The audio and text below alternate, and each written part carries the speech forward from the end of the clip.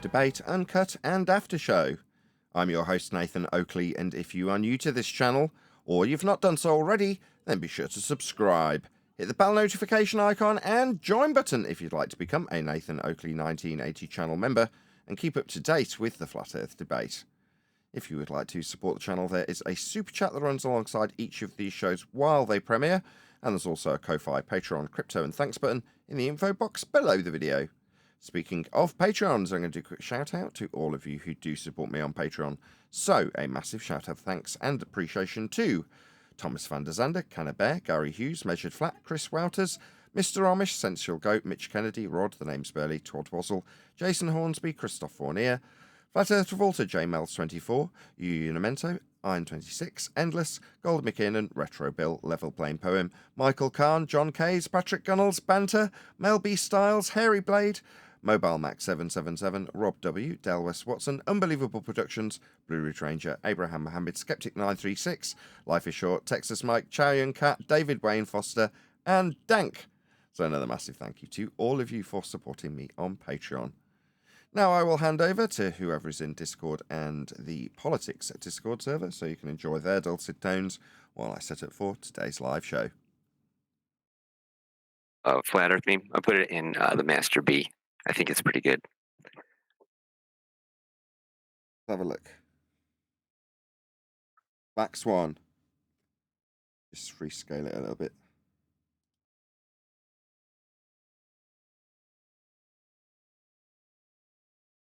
So, talk me through it.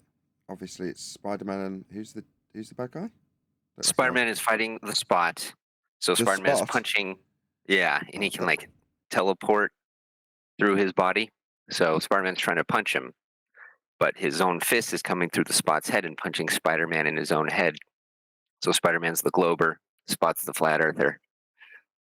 Gotcha. It's a little niche, but I think people will get it. I mean, I did when you explained it. Very good. Yeah, cool. Awesome, thank you. Love it. Very colourful. Yeah, and it's fun, you know, comic books are fun.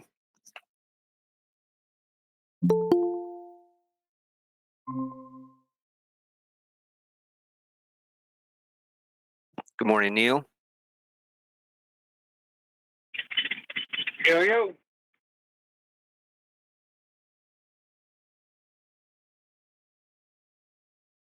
How's it going?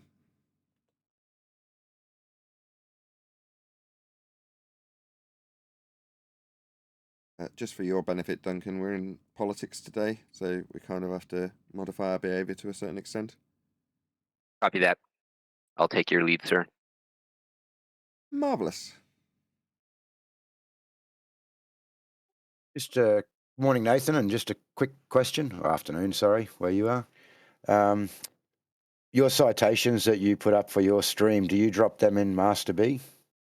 Yeah. Well, I cool. don't. No worries. Well, let's modify that answer. I tend to not put anything up ever, but Master B's the feed that other people do it, and I have access to. So what just went up on my screen for my recording was in Master B. Yeah, cool. No worries. Just so that I can transfer it across to the politics chat and everyone can see what you're talking about when you do it. Yeah. Which is how it should be, really. Good morning, all. Thank you, AJ. You're old, dude. I almost ejected somebody because they called out you by name. And I was like, how dare you call one of my panel old, dude? Get out. It's actually your screen name. I remember that. I remember that. Me too. Yeah, it makes them press buttons. What can I say? And thoroughly youthful to me. Yeah, you don't sound that old. Young at heart, gentlemen. I'm a flat earther. What can I say? To have a Welshman on.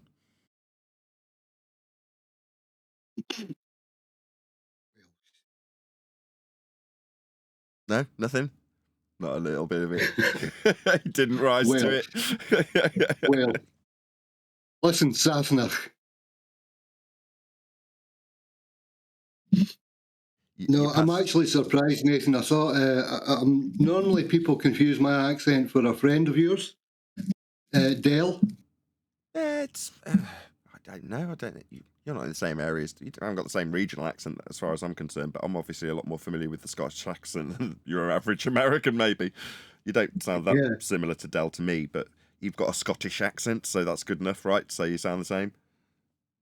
Near enough. Yeah, we're all crazy. It's like saying a Manx sounds like a Liverpudlian, and to an American that's probably true, but to me it isn't. And obviously, I'm sure you don't think you sound anything like Del. As far as your Scottish dialect's concerned, it's probably very different. I've got the same originality as Dale. If I drop the English accent or the European wide accent so the Americans can understand me, I'd sound exactly like Dale. Oh, okay, fair enough. I was wrong.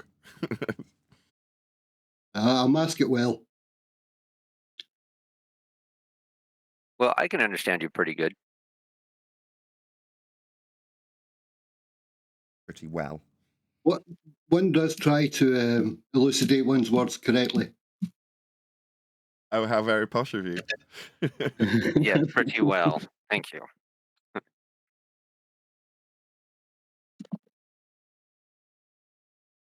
I've been in parts of Scotland where I literally cannot understand a single word that the person talking to me is saying. I remember being in a dealer in... Where would it have been? Where's the... Name a couple of major cities in Scotland. Dundee, Glasgow. Aberdeen, Glasgow. Aberdeen. So I was in Aberdeen. no, Glasgow. There's two dealers that have got the same. They've got branches in Aberdeen and Glasgow. And correct me if I'm wrong. Is Glasgow the one with a bit of a heroin problem? No, that's Dundee. Dundee. Dundee is the heroin capital of Europe, apparently, or it was at one time. Sounds about right. I've been in all these places anyway. So the reason I'm getting confused is just because I used to dot all over the place in Britain generally. Anyway, I was in a dealer and this guy comes in, sees me in a posh suit because I was selling a very expensive product at the time, and he essentially asks me who I am, but I can't understand what he's saying. So I'm obviously asking him, excuse me, pardon, etc., in a very English accent. And this guy got fuming mad with me almost immediately. He just didn't like me because I was English. And he's ranting at me, and I can't understand him. So I can't understand what he's getting angry about. And until this guy actually departs the store, at which point the dealer can then translate, because obviously it'd be rude to translate what we're both speaking English. So to translate would be incredibly rude. So he waited till the guy left, which he eventually did. But in the interim period, there's just a lot of me sort of shrugging my shoulders and not understanding, because literally there are certain Scottish dialects that are so thick. I mean, it's the same anywhere. You can go to any part of England or Ireland, Scotland, Wales, and find somebody that you simply cannot understand. You know, that's just true anywhere. Yeah. But I've certainly experienced that, not more in Scotland than anywhere else, but in Scotland with a noteworthy example where the guy, specifically because he was angry with me being English, as the dealer explained after he'd gone, I was like, oh, well, what could I have done? Absolutely nothing. You're English. Yeah, you've lost. Just stay out of reach and you'll be fine. That was kind of what he said. Just don't, don't invade his personal space, so he wants to thump you. And I'm like, would he have thumped me? Anyway, probably not.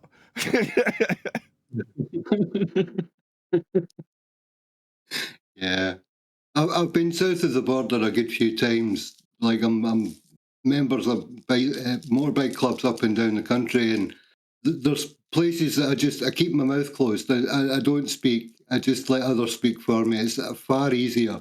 It's just far easier.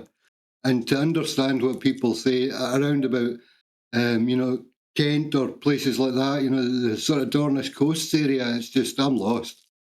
I'm just totally lost. Lost as in directionally? What the hell did you just say? Lost as in lost with the place that you're at or with the people you're talking to? Just with the accent. When down into Cornwall and places like that, I get lost with the accent.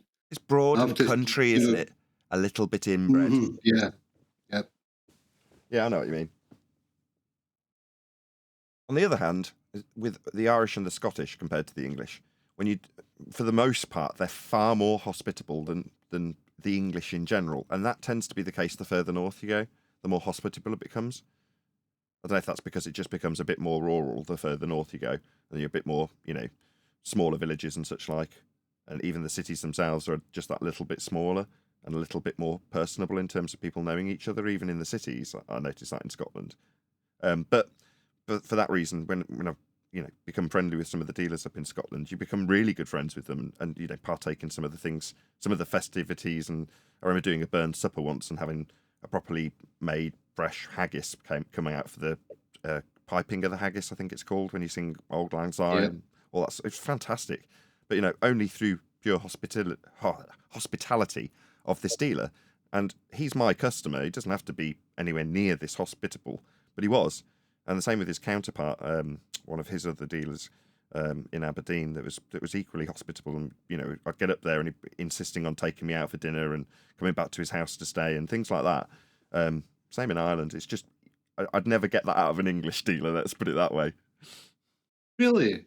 I've always found the motor trade to be a very hospitable industry. Even coming from, maybe it's an English-Scottish thing, because I've had good experience coming down from Scotland for things to do with cars or bikes in the trade. It's interesting. You say with bikes? Yeah. That's yeah. bikes though, isn't it? Yeah, there's a different, Well, different community. True, that's Yes, true. bikers. Yes, that's true. Yeah, that is very true, Nathan. It's a step beyond, really. It's a different level of. You melt all borders if you're on a bike. My brother's a biker, so yeah, I get the mentality, and it gives me goosebumps just thinking about this, because it makes me think about all the borders melting because you're a biker, which I definitely didn't have. Turned up in my flash sports car. Anyway. Yeah.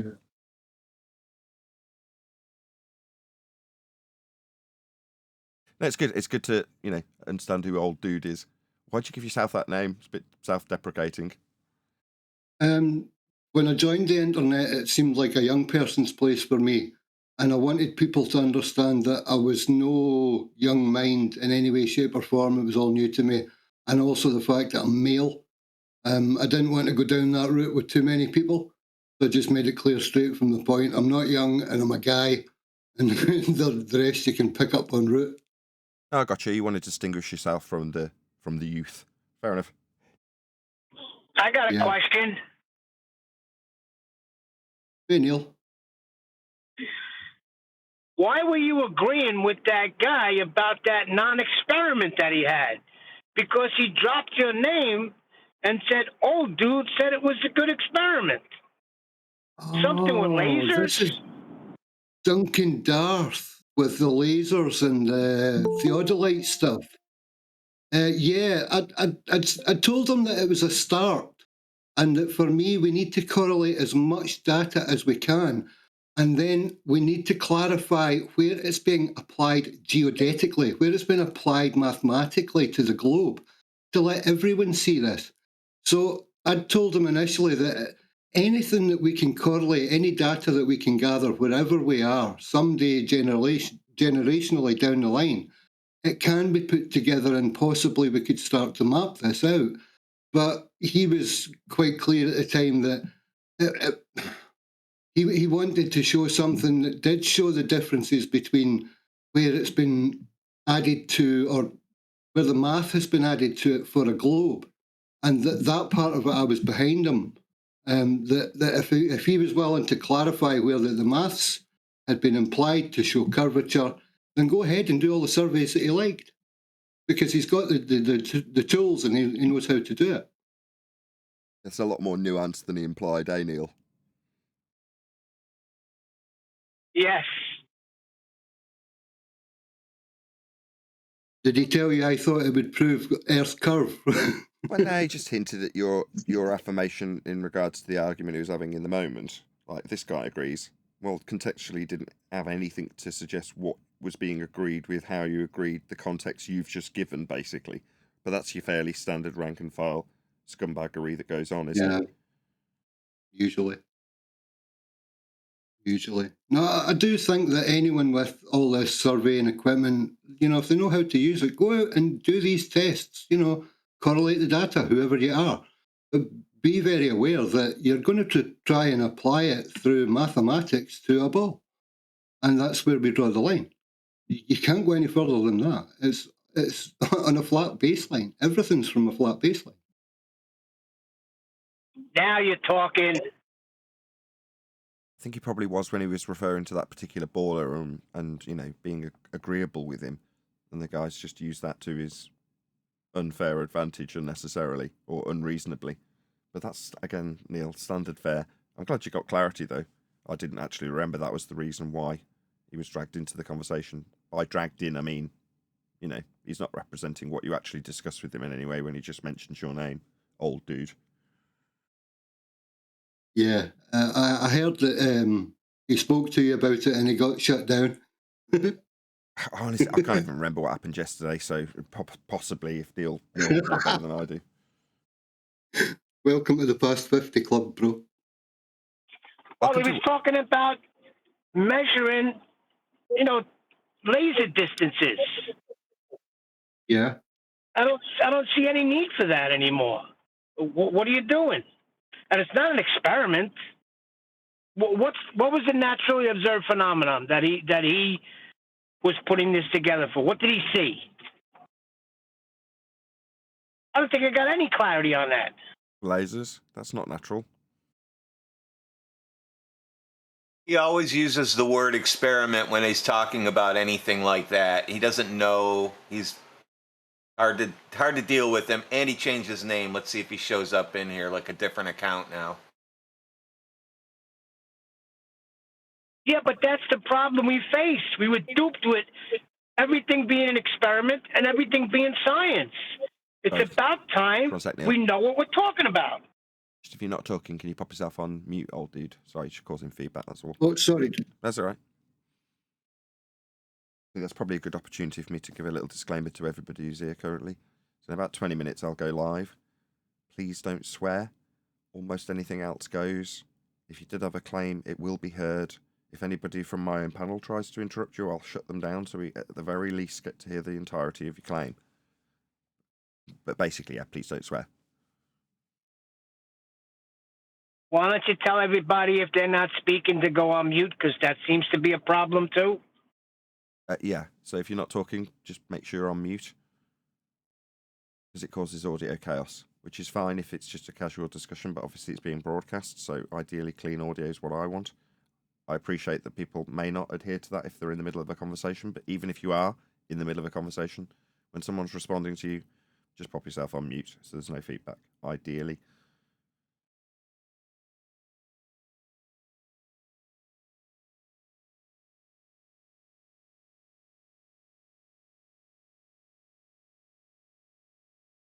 Also, for anybody else who's new and unfamiliar, we're here for one purpose, which is to lead the argument in one direction, which is proactively putting your front foot forward in terms of proving Earth is flat, rather than reactively defending globe claims.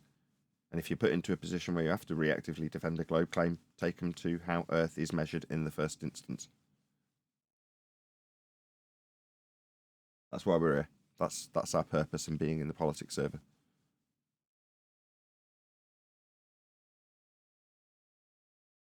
Sounds good to me.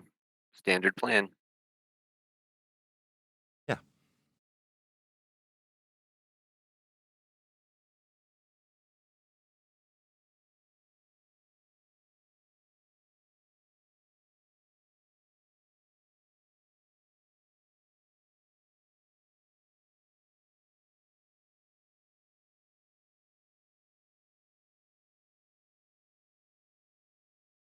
Beyond that, have fun. Don't drink too much.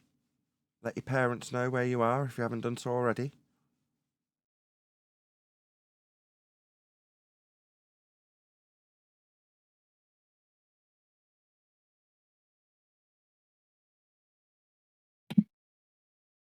Are the kids out in the streets where you are now, Nathan? Is it school holiday time for you?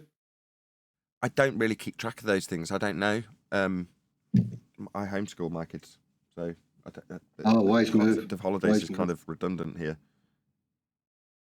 We'll only notice when we go to like a swimming lesson that's typically got a group of kids that will come from one of the schools just prior to the lesson beginning for my youngest daughter, and then when it's a school holiday, I'll go in for that lesson at the same time, and there'll be no kids just before we go in, and then you go, oh right, why aren't there any? Oh right, it must be a holiday. But till that point, I won't have even noticed. And the same goes for the kids; they have no concept of like half term and spring break, and it doesn't mean anything to them. Every day's a school day. Yeah, in the most literal terms. Every day is a school day. We want them to learn something every single day. Yeah. I noticed some younger British voices in over the past couple of days, and I think it is midterm. I think it's a midterm break for us as well. So I'm wondering if we'll get some younger minds on the panel today, maybe. Maybe. We shall see.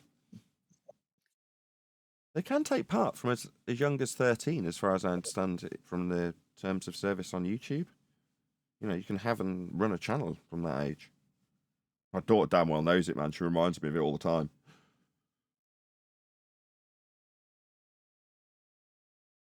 Very keen to have a YouTube channel. I think it's like the most desirable thing kids want to do. Back when I was a kid, it was being an astronaut, go to space. For real. Let's go to space, yeah. What kind of channel is she going to do, or do you know? Or does she know? She loves programming. She likes making games and doing little videos on Scratch, which is like a programming piece of software. So she likes that and playing games. She's a kid, so she does kid things. Yeah, she likes making a clicker games and Nice. various other things on Scratch. Wants to make videos about that, telling people how she's done it. Well, she already sounds more advanced than me in that aspect. I don't know anything about like programming. Yeah, she takes after my dad. My dad was a programmer. So, yeah, she takes after him more than me.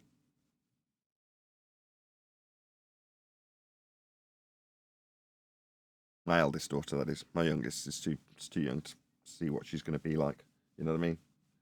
Don't really know what they're going to turn out like at 5. Whereas at nearly 8, you get a vague idea of what they're going to be like as they grow up. That's cool. I don't have any kids, so. Come again? Yeah, I don't have any kids, so I don't know much about that, but it sounds awesome.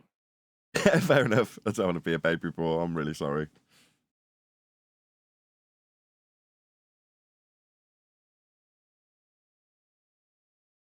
Yeah, we might get some younger people involved today. Who knows? We never know who's going to be in the politics server. It always turns out well. Sometimes it has, like now, a bit of a slower start.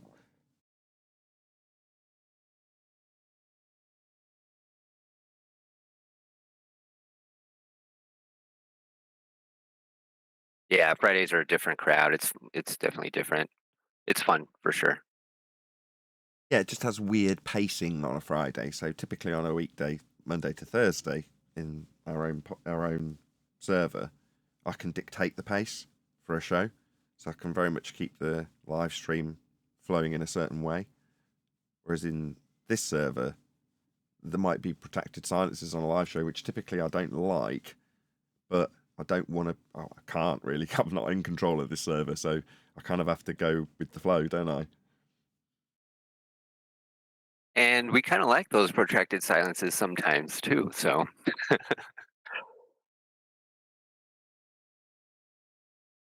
Yeah, you're waiting for that. You're leaving that gap where somebody goes, "All right, there is definitely no rebuttal coming. There's no rinse and repeat coming. This is my opportunity to ask a question." That enthusiasm might spark after 20 seconds of silence, for all you know. So yeah, I do get. Yeah, that's the reason why I leave them in the live show.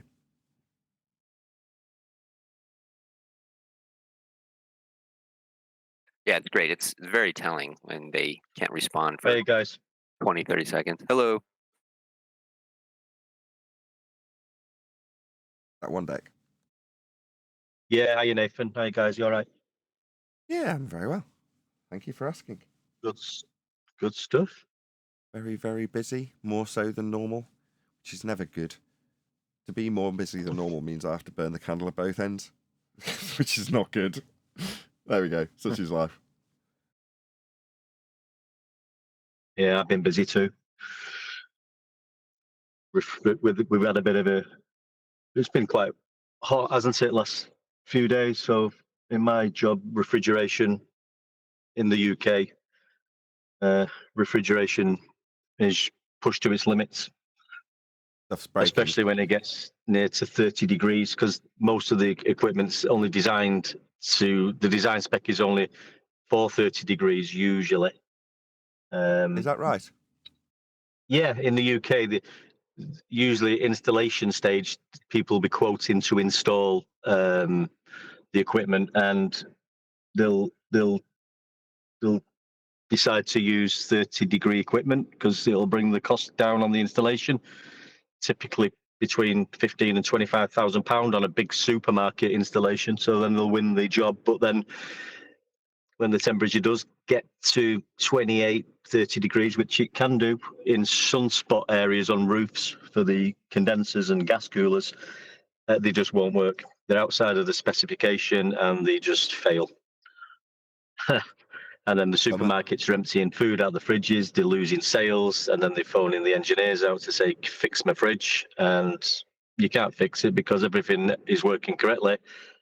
It's just outside its specification. Just too hot to keep this stuff cold. Yeah, I mean, you can install 40-degree spec equipment, which they do in Europe and abroad, but obviously that'll put a lot of money on the, if you've got no 3-4 companies. Have exactly the same problem, which is to say that every now and again it goes over 40, doesn't it, in Europe? Yeah. Because it's only a couple of times a year here, isn't it? And it's the same for your 40-degree limit in Europe. How often does it go over 40C? That's really, really, really hot. And then it's 42C and all their stuff's bust.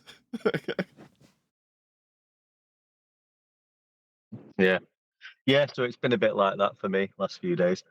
And I'm doing like an on-call rota where, you've got to be on call 24 hours for 7 days. So you get call outs in the middle of the night, in the early hours. So it's been a bit crazy. I have to really force myself to do the show on those days. So sometimes it is so tempting. Because, I mean, it's hot in here on the best of days. So right now it's hotter than most people would be happy with, right? Because I've got a whole bunch of amps, a projector, a screen, a computer, preamps, all of the buttons and dials and other things that are all plugged in on charge, and it's all sealed up so that it won't let any sound in or out. So it just gets hot. There's no air conditioning in here, but throughout 99% of the year, it doesn't matter. It's tolerable. When you get to that one day, you're sitting here pouring sweat and going, oh, this is so hard. And you're running the show doing that. And obviously you can't moan. I'm saying this today because it's not like that. Because on those days, you really don't want people to be aware. It's one of those, I don't know why it comes from sound engineers, this advice, but one of the guys who does mic reviews was saying it. People don't care about your discomfort when you're making a production. So you sat with a fan pointing at you because it's hot. It's just, all that is an irritation to the listener when they can hear it. So turn it off when you're recording so that you don't hear the fan in the recording. What does that mean? It means you're uncomfortable so that the recording's better. And I've always had that in mind with things like having a computer that's almost completely passive. It doesn't make any noise. There's a whole load of sound baffling around the projector, again, so it doesn't make any noise. The whole room's triple glazed, so it doesn't make any noise or let any external noise in. That said, I do sit with the window open, which kind of defeats that purpose, but there we go. You know what I'm driving at. There's been a lot of effort to make it so that the sound doesn't get polluted, which bugs the hell out of me when I listen to somebody's, especially when it's computer noise. I don't know why it is about computer fans that drive me nuts when I listen to a YouTube video. Like, just move your computer further away. For me, in a tiny little apartment, that isn't possible. It just isn't. So I have to sit right next to it. So therefore, I do the next best thing, which is make it as silent as it can humanly be. But yeah, these comfort things that people think, no, it's important that I'm not sweating buckets while I'm making my live show. It's like, no, it isn't. It's important that people can hear what you say really clearly.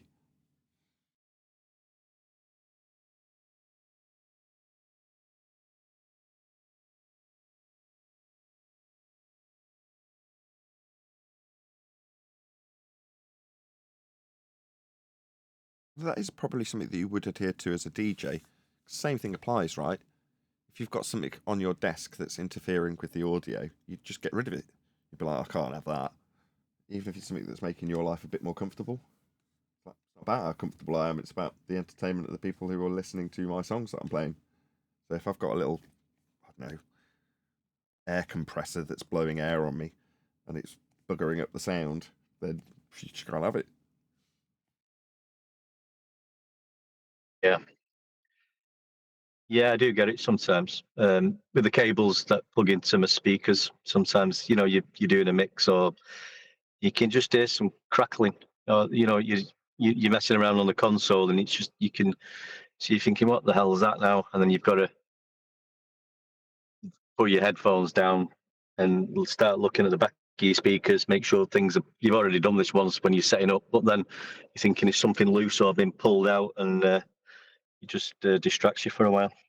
I had that for a couple of years on this setup, and you're chasing your own tail trying to find it. Some crackle that occasionally comes in. You think it sounds like distortion, it sounds like it's overloading, so you're fiddling with gains, and then you're fiddling with the lines digitally and finding the pathways of the lines, see if something else is interfering with that. Then you're looking at your cables and if something's getting in on the lines, and you know you can't find anything, and eventually you track it down to one thing, and in my case it was the mic preamp. You're like, why isn't this shielded? So if you got RF crap in the air, just get straight into the mic preamp. I'm like, oh, well, I can't afford another £100 to replace it with a different one that's shielded correctly.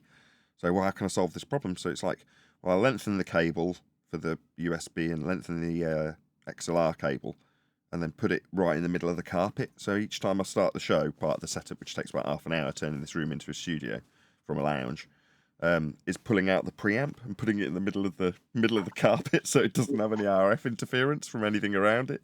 You're like, bloody hell, what an inconvenience.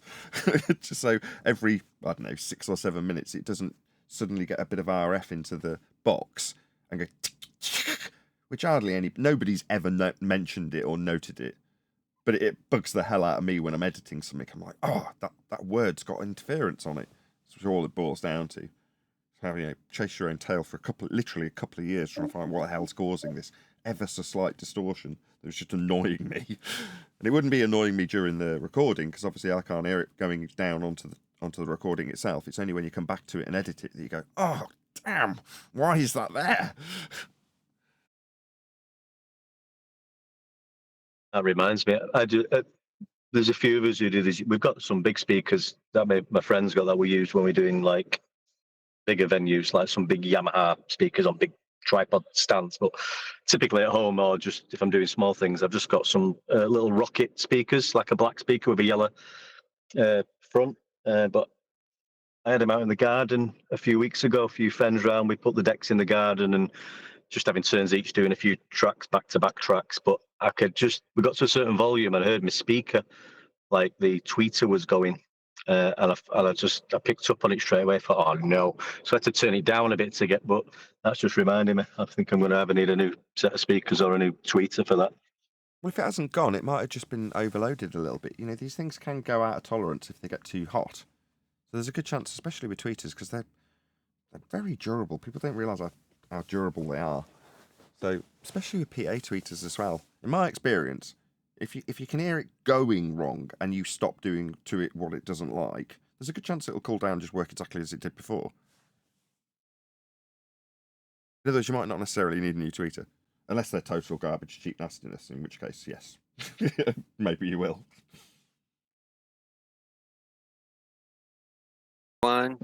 Greetings. Greetings. It's good to be here. As I said in the intro, we're in the politics Discord server today, and as we were discussing in the pre-show, that can mean a bit of a weird pacing to the live stream today. But typically there's always some good input from the people who are in the politics server. And they've got a preamble that they've had from me in the pre-show before we went live. But as I stated, the main purpose of us being in the politics server is to point out how Earth is measured flat. How everything we do in terms of our derivations of our beliefs in things like spheres comes from those measurements. How our maps have been developed. How everything is charted, built on, navigated. Obviously, flat. So, given that that's the case, and all other beliefs will be based on that, it makes sense as flat earthers to move forward on the front foot and declare that fact to anybody who's interested, as opposed to on the back foot reactively defending globe earth claims that they make or don't necessarily make in the positive assertion. Some flat earthers will make those claims for them. And I'm suggesting we stop doing that. Let the globe earthers make their own claims, and if and when they do, react by telling them how their claim was derived from flat earth measurements also. That's why we're here. Hopefully we'll have some fun chit-chats with some globe earth believers or flat earth detractors, anti-flat earthers, flat earth pretenders. We'll see. Anyway, fun to be here.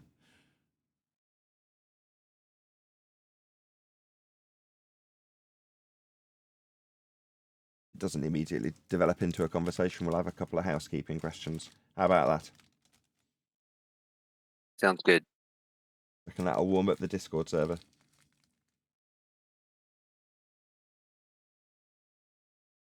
Yeah, it gets them going. Any evidence of a physical geometric sphere edge, formerly known as Earth curve? No, the horizon is not Earth curve. In fact, the first step in proving a globe is measuring Earth flat. Yeah, I think it's true that the Earth curve calculator is actually demonstrating a line of sight above surface level. Doesn't actually measure any sort of curvature whatsoever. It's just demonstrating how Earth is actually measured flat. That's correct. To reiterate what Wandex just said, in order to claim that you have an Earth curve, you need to measure Earth flat, with surface level and eye level being parallel with one another.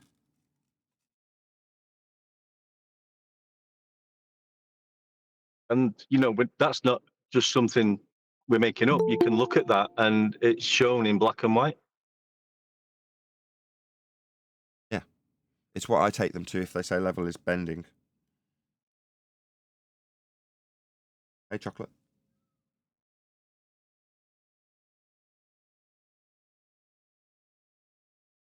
Morning, guys. We're in the politics server today. You spend much time in politics? Not really. Not particularly. Only when I'm in here. Apparently, I always come in when we're in here. So, what's up, politics server? That means 24/7 is in here too. What's up, 24/7? They're a shy bunch today, Chocolate. You have to talk very softly. When you say when these points out level is curving, did you say, Nathan? Then sorry. Yeah, sometimes they're rebuttal when we point out, typically after taking their positive assertion that Earth being measured flat can be used to assert Earth is a sphere, and then we point out that Earth being measured flat is just Earth being measured flat, they'll often say, oh, well, level is curving around a ball. And then I would take them to their Earth curve mathematics and point out what you stated. Here's level. It's called surface level. You call it a tangent to your globe, with a globe dangling beneath this plane. Well, that plane's called surface level. And to derive an Earth curve below the surface level in those maths, you need to have a parallel eye level with it to derive the mathematics of the physical geometric sphere edge formerly known as Earth curve horizons. Well, they're below surface level in those maths, which is level, having no part higher or lower than the other, not comporting with the outside edge of a sphere, nothing to do with the radial value derived from flat Earth measurements in the first instance. Level, as a principle, an axiom, must be adhered to, and their rebuttal, based on a Merriam-Webster definition, does not stand, simply because they say, oh, well, level isn't actually level, doesn't mean it's true. To describe a deviation that would be described as curved needs level to describe it deviating from. So it's a nonsensical deviation from an axiomatic principle when they suggest that level is curving. It isn't. It's nonsense. Their maths requires it be level, having no part higher or lower than the other. Horizontal. Flat. I mean, it does have a diagram in that Earth curve calculator, and the direct line of sight above surface level in the drawing doesn't appear to be curving. It seems horizontal when I look at it. No, it is. It's part of the mathematics. It's an axiomatic principle that must be utilized and applied to the mathematics. So if you suggest that it's deviating from level, that's having no part higher or lower than the other, horizontal in nature, in this mathematics, then you're defying the very principles and foundations the mathematics are based on. And they are based on measuring Earth flat. Wouldn't you feel some type of way if, in order to defend your paradigm, you would have to literally change the definition of the word level? Because, I mean, everybody, like, fog a mirror, to quote Huey, knows that in any other conversation, level just means level, flat, no part higher or other than any other part. That's just basic. Until you get to this particular conversation, and then all of a sudden, level is curved. Like, shouldn't that make you feel some type of way? Like, you have to really go into some other reality where level is not what level is in order to defend something that's not defendable? Yes, chocolate. I mean, I can imagine even anybody, children, adults, if you was in an exam situation of a multiple choice type, and the question was tick the box which explains level, and you had 4 choices. If one of them choices was curved, I doubt anybody would be ticking that box. Yeah, like you would say, you'd fail second grade geometry. You know what I mean? Like, what are you doing? But Yeah. in order to make this paradigm make sense, that's what you have to do. I'd feel some type of way about that. That's crazy. I was just being honest with yourself and just saying, well, level does mean just level, synonymous with flat. So, Yeah, so your multiple choice would be something like, is it A, having no part higher or lower than the other and being parallel with the plane of the horizon, or B, curving, or C, comporting with the outside edge of a sphere? Which one is level? And you look at him and go, is level comporting to the outside edge of a sphere? It doesn't sound very level. No, I'm going to go with the other one. What's the second one? Curved. Oh, that's definitely not that, no. What's the first one? Parallel with the plane of the horizon, having no part higher or lower than the other. Yeah, that sounds right. Yeah, I'll go with that. No, it's curved. It means it's curved. It's definitely curved because we live on a globe and, the description of curving derived from level would be violated when I say this, but it's definitely B and C. You're like, no, it isn't. what's that other little definition they try to use to back up their claim that level is curved? What is it comporting to what? The shape, To the curve of the Earth. I think it's the Merriam-Webster's definition. Oh, comporting to the curve of the Earth. That's not all it says. It's a contradiction. What does it say exactly? Well, it also says having no part higher or lower than the other in the same definition. It just contradicts itself in the next sentence by saying it's comporting to the outside edge of a sphere. No, but I get that. But in a way, it kind of doesn't contradict itself, because if it's comporting, I don't have the exact quote, but if that's conforming to the shape of the Earth. Say it again. Conforming to the shape of the Earth. Oh, okay. Well, if the shape of the Earth is horizontal or level. Level then. Level then? Thanks. So your own definition wrecks you. So wait, level is what you're saying? Yes, in essence. Yeah. But it does come down to that, though, when you break down their rebuttals. Now, average Joe Normie who's listening to that wouldn't necessarily, they go, really? And you go, yeah, an anti-flat earther will come and say that, as stupid as it sounds. Go on, Apocryphon. Oh, my bad, guys. I forgot. When I put my earbuds on, I forgot it unmutes me. Hold on. No worries. Hey, no worries. That's Jardo for the super chat. Just a test. Okay, thank you. £2 worth of test. Thank you for the super chat. Yeah, Chocolate, they're either changing the definition or the definition means two contradictory things at the same time. For example, up is down sometimes with globers. Sometimes the horizon is Earth curve and also simultaneously not Earth curve. Or definitions don't mean anything by definition. You can't go with definitions of things. Come on. The meaning of words. Don't forget the definition of gravity. Go on, Chocolate. You can quote Ruhif. Go ahead. The definitions of words are meaningless. End quote, Ruhif. Yeah, that's a quote by a globalist using words. It's not a Despite the verbatim words quote. you just used. It's not a verbatim quote because there was a swear word missing, but yes, that's a quote. Define meaningless. Unable Using to have a words? definition. Syntax error. 404 not found. Someone asked me the other day out of the room, one deck. In your opinion, what is the best globe evidence that's been put forth to you? And my answer was none. I would disagree with that. Hell, yeah, I know what you're going to say. Well, go on. What am I going to say? The best globe evidence is of a flat Earth. Well, kind of, in a way. Obviously, they've taken their globe assertions and say, look, this works. And you're like, okay, but what is actually working? Well, your derivations from flat Earth measurements transposed onto a globe surface, projected out onto a tube and rolled out back flat for you to say that it works.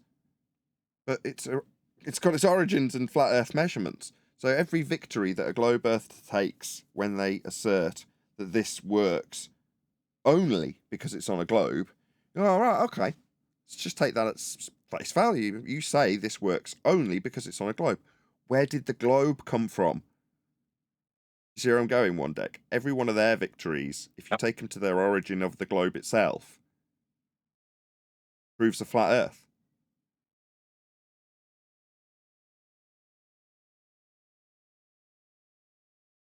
The only reason the globe works, in inverted commas, is because it's capable of being back-engineered onto the flat plane that the measurements it's based on, the globe is based on, were taken from.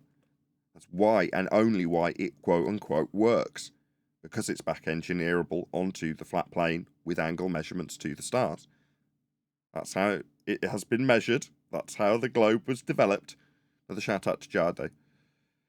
Can a politics mod email me? James at infratech.com.au. I have not been able to get back onto this Discord for months. Very frustrating, says Jardo. Thank you for the super chat. Sorry about your frustration. It's not my server. That has to do with politics and religion themselves. So they are requesting phone numbers, I believe, for verification to enter. But I thought I had that sorted for him last week because we did have a politics mod in here who was going to try and sort it, which was IM. So I'll message him again. Cool. Hey, Craig.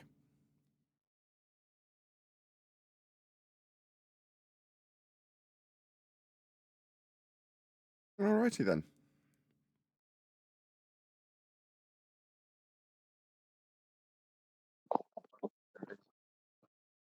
So Yeah, how is so the you Earth go- measured flat? Nah, Well, I was just going to pick up. Just going to pick up on that Nathan was saying it's measured flat and mapped like that, and understandably that is how latitude is measured, and they're just elevation angles to and from Polaris, and it's just circles of equal altitude moving away as you get further away, and the Polaris appears to dip in the sky, and that's how latitude is measured for the mapping grids on all maps. Hello, Nathan. Hello. Sorry, lost That's my right. microphone again. Nah, if you take more than 3 seconds, you're going to get people talking over you. It's all good. You'll get used to it. Yeah, I noticed that yesterday or the day before, but it's fine. Anyway, good to have you. Cool. How's the book editing going? Come again? How's the editing? Oh, book editing. Yeah, It's taking longer because the Flat Earth debate panel want to put their own polish on it, which inevitably will delay things. However, it is absolutely worth doing so. Everybody wants it to be spot on and perfect. So, what was it called again? Confessions of a Flat Earther. nah, it's got a working title. It doesn't have an official title as yet. It's just got a working title, which has already changed once. So there's no point in me giving out the title. So yeah. Oh well. Cool. Yeah, I reckon So it'll be there probably within a month. I would say it'll be ready to churn out. And in the meantime, I've given a few insiders a heads up. So the publisher said, "Look, we've got some bits of it that are finished. So he'll tease out various bits that he's happy for me to go through as teasers on various different shows." So I've been in collusion, is that the right word? In communication with Mark and Patricia. So Patricia's just come back on the scene, Patricia Steer. So there's a good chance I'll be doing a Strange World pre-record because they go out live about 3 a.m. my time, which isn't particularly great. And what I've suggested with her, because that'll be on maybe the 10th of next month, that I'll have ready like a teaser to go through from the book. Say, well, here's some some finished bits to give you an idea of what you'll be seeing in a couple of weeks' time when it gets released. And further to that, I've lined up a few names. Some of them are friendlies, like, well, Eddie Bravo being one of them in terms of, look, I need to get your email address, so I can send you a link so you can download it from the website. I don't know which one they'll be using, but let's say it's Amazon, so they can go in with a code and get something that isn't there, if you know what I mean, pre-release, and just download it with a code that takes off the dollar value that's on it when he can get to it, if that makes sense. So that's what we've got to do, and I've already prepped a couple of people that'll be coming soon. Although when I said it to him, I'm like, this will be next week, because I'm like, this is done, this is finished. And then the whole Flat Earth debate panel start reading it and going, it says to here, and it should be from. This is critical. We must change this. Hold on. Neil, why are you Be opening more your mic and specific. indicating straight through the top of me? It What's was going when on? QE got a hold of just it. rumpus the crap out Then of me. Keep everything going. stopped. I would just cause audio chaos indefinitely. I hadn't finished. Open your mic, indicator going straight through the top of me. Yeah, the whole process has been slowed down somewhat, Craig, because of people wanting to put their 2 penny, a bit like Neil just did, dragging out this process. You know what I mean? So, well, I've told a couple of individuals, and it's only a couple, this will be next week. The publisher's told me this is ready to go. It's all been checked, it's spelled and errored and grammared and punctuated correctly. This is ready to go. It was quite funny, actually. Actually, I'll let Neil go because my addition to my own anecdote has been interrupted once, so I'll let Neil go. Go ahead, Neil. When QE got a hold of it, everything was halted. It wasn't halted. We started moving forward immediately. No, I mean as far as the release, like this can't go out. We got a little polishing. Yeah, that's part of the course. That's in many ways almost expected. The publisher wants to get it out because he wants it churning and making money, and he's very keen, based on his current Flat Earth library that makes him decent money, to have a name on there that will sell. And he sees me as that, so he wants to get it out quickly. I can understand that. Plus, he's done an absolute ton of work in the first 4 drafts. So it's like, no, redrafts are just the way it goes. And he understood that when we were talking to him, moving forward, plodding our way through the text and changing the froms to the tos and all the rest of it. So, it does delay it, but that's fine. That's part of the course. Doesn't matter. Hey, Nathan, you should have threw a poem in there, mate. Sorry, go ahead, but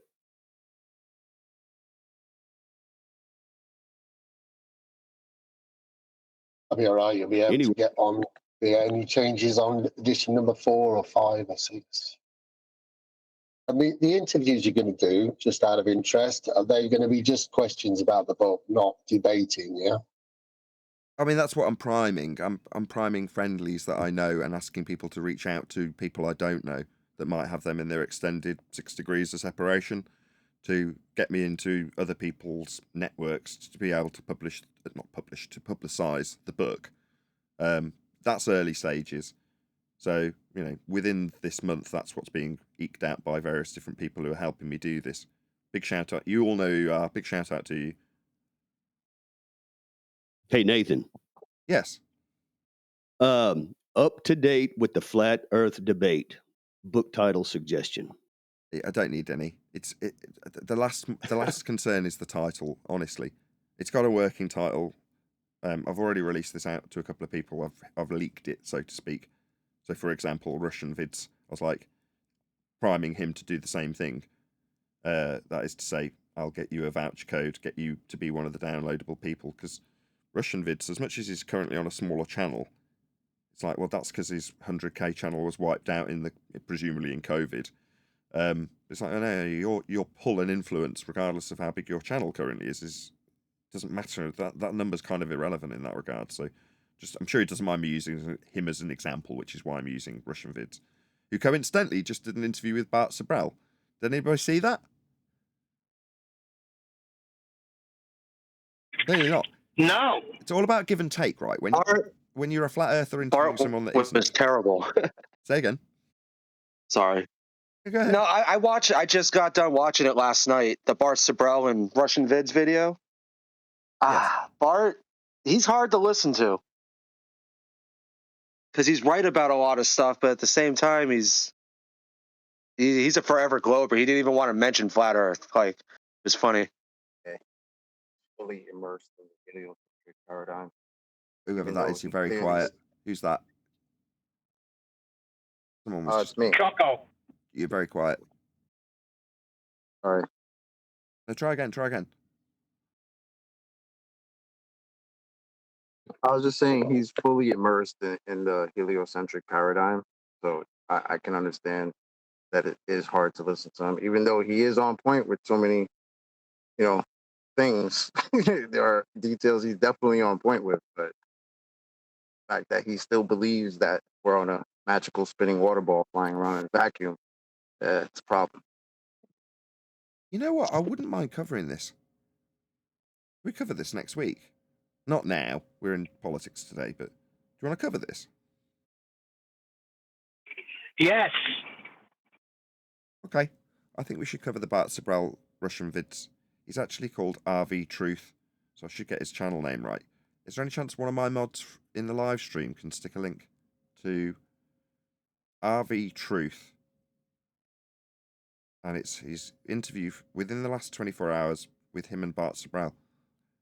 I mean, there's a give and take that was obviously on show with Russian vids, who's occasionally going to talk about flat Earth because he is one, and he's disclosing that, look, this man's my brother in Christ. That's why we can tolerate each other. But for every 5 references that are dropped in without any regard by Bart Sabrell about a globe, there's one reference dropped in by RV, and it's shut down immediately by Bart. It's just so intolerable to him to hear it even mentioned. He's like, I'm not going to be debating this. It's like, man, you've brought up globe 2 or 3 times. If you want it to never get mentioned, never bring in your own bias by putting this in a globe context. Now, unfortunately for him, he can't do that. So it's like, well, if it's a bit of give and take, brother in Christ, you've got to give a bit and let RV occasionally drop things into the conversation that are with reference to a flat plane, because that's his shtick. Now, he's a guest on RV's channel, so let's not mess around with what's actually happening, right? He's doing a number for, I don't want to call it a favour, but he's being interviewed as a guest, let's put it that way. So in that regard, you can kind of accept that, no, he can, as a guest, lay down that. But me, I just went through the comments and just pointed out various different aspects of Bart Sabrell's rhetoric, like orbital motion that requires flat plane measurements and various other things. The only egregious things that he did that I thought were particularly noteworthy, the most I'll mention first, which is after shutting down any flat earth discourse and saying you wouldn't debate it, he dropped into his prayer at the end that it was irrelevant to even consider whether it's flat or a globe. In the prayer. I'm like, oh, that left a bit of a bitter taste in my mouth when he did that. Did anybody go on? I can't believe that.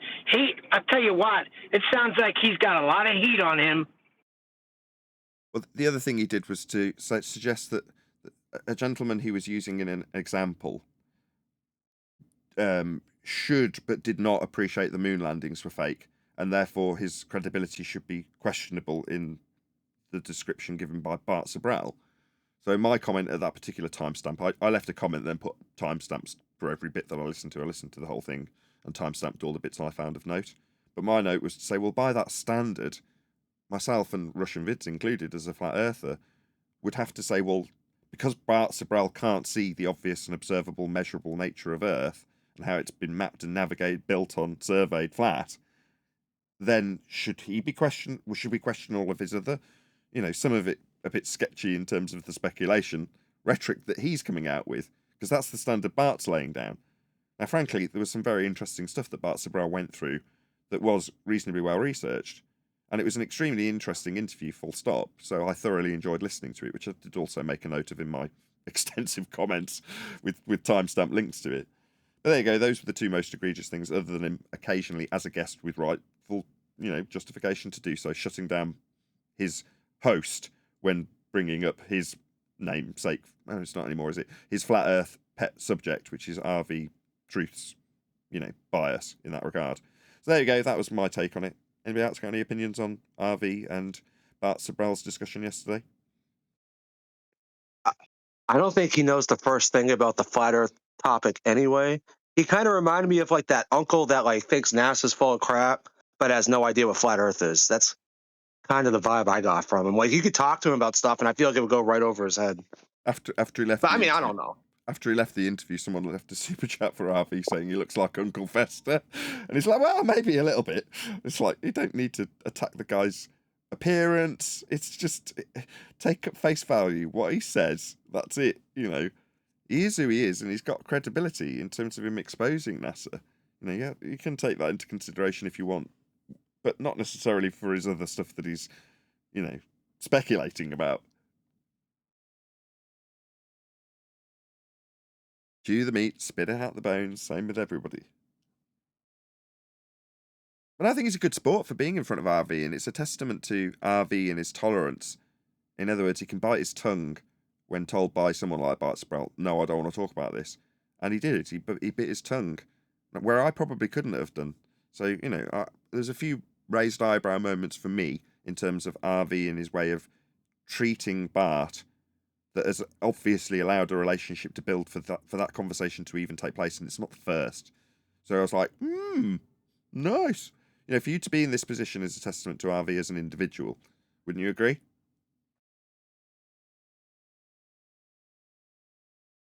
Yes, Nathan, we all agree. RV's great. I'll be subscribing. I saw the link going by and clicked on it.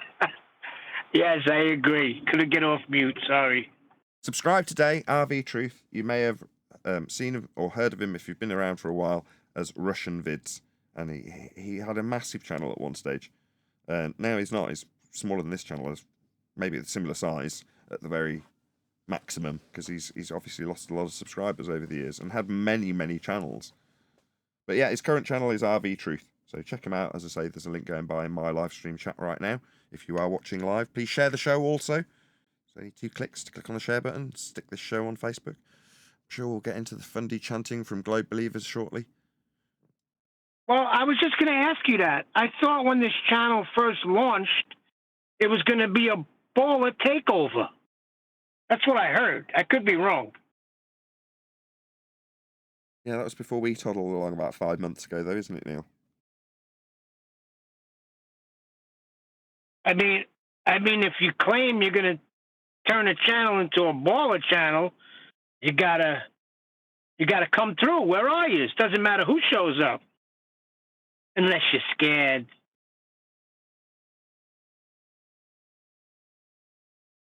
I don't know. They're mostly grown adults in this server. I don't think that would work on them, Neil. Although we do have that put to us in comment sections. Flat earther stereotype that I'm using in this instance.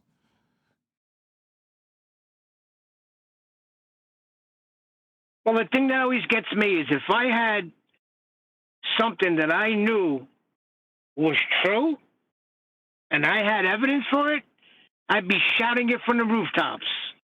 Nah, the first thing we'll get is some character assassination against one of us, probably myself. Or a straw man fallacy about what stereotype flat earthers are supposed to claim.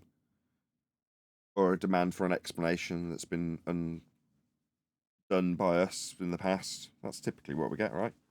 Not some nice, strong globe proof. That's unlikely. Be nice if we did get a few claims like that so we can show them how flat Earth's being measured to get to them.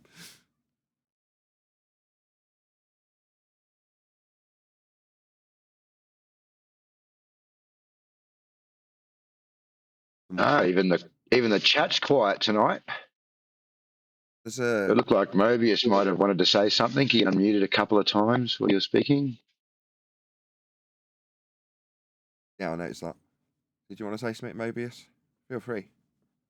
Very light going today.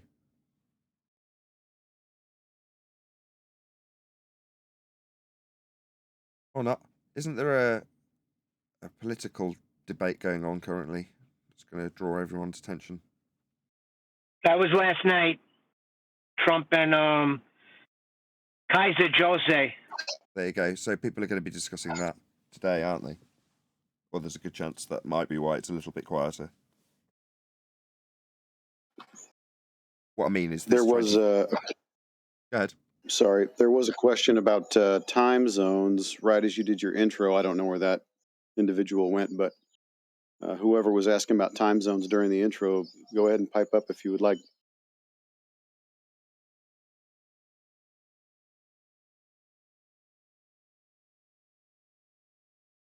Or not.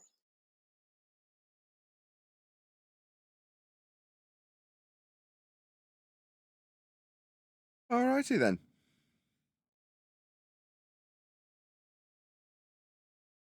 Well, it looks like we've got a few new faces in here. I haven't seen Salvatore before. We've got Salvatore. We've got Zanman down the bottom here. Welcome to the server, Van de Burrow just jumped in the room. Anyone have any questions for Nathan? Got a $100 super chat from FE Patriot. It says, "Good luck with your book, Nathan. I'm looking forward to receiving my copy. Have a great weekend." Oh, thank you so much. Wow. Excellent. Nice.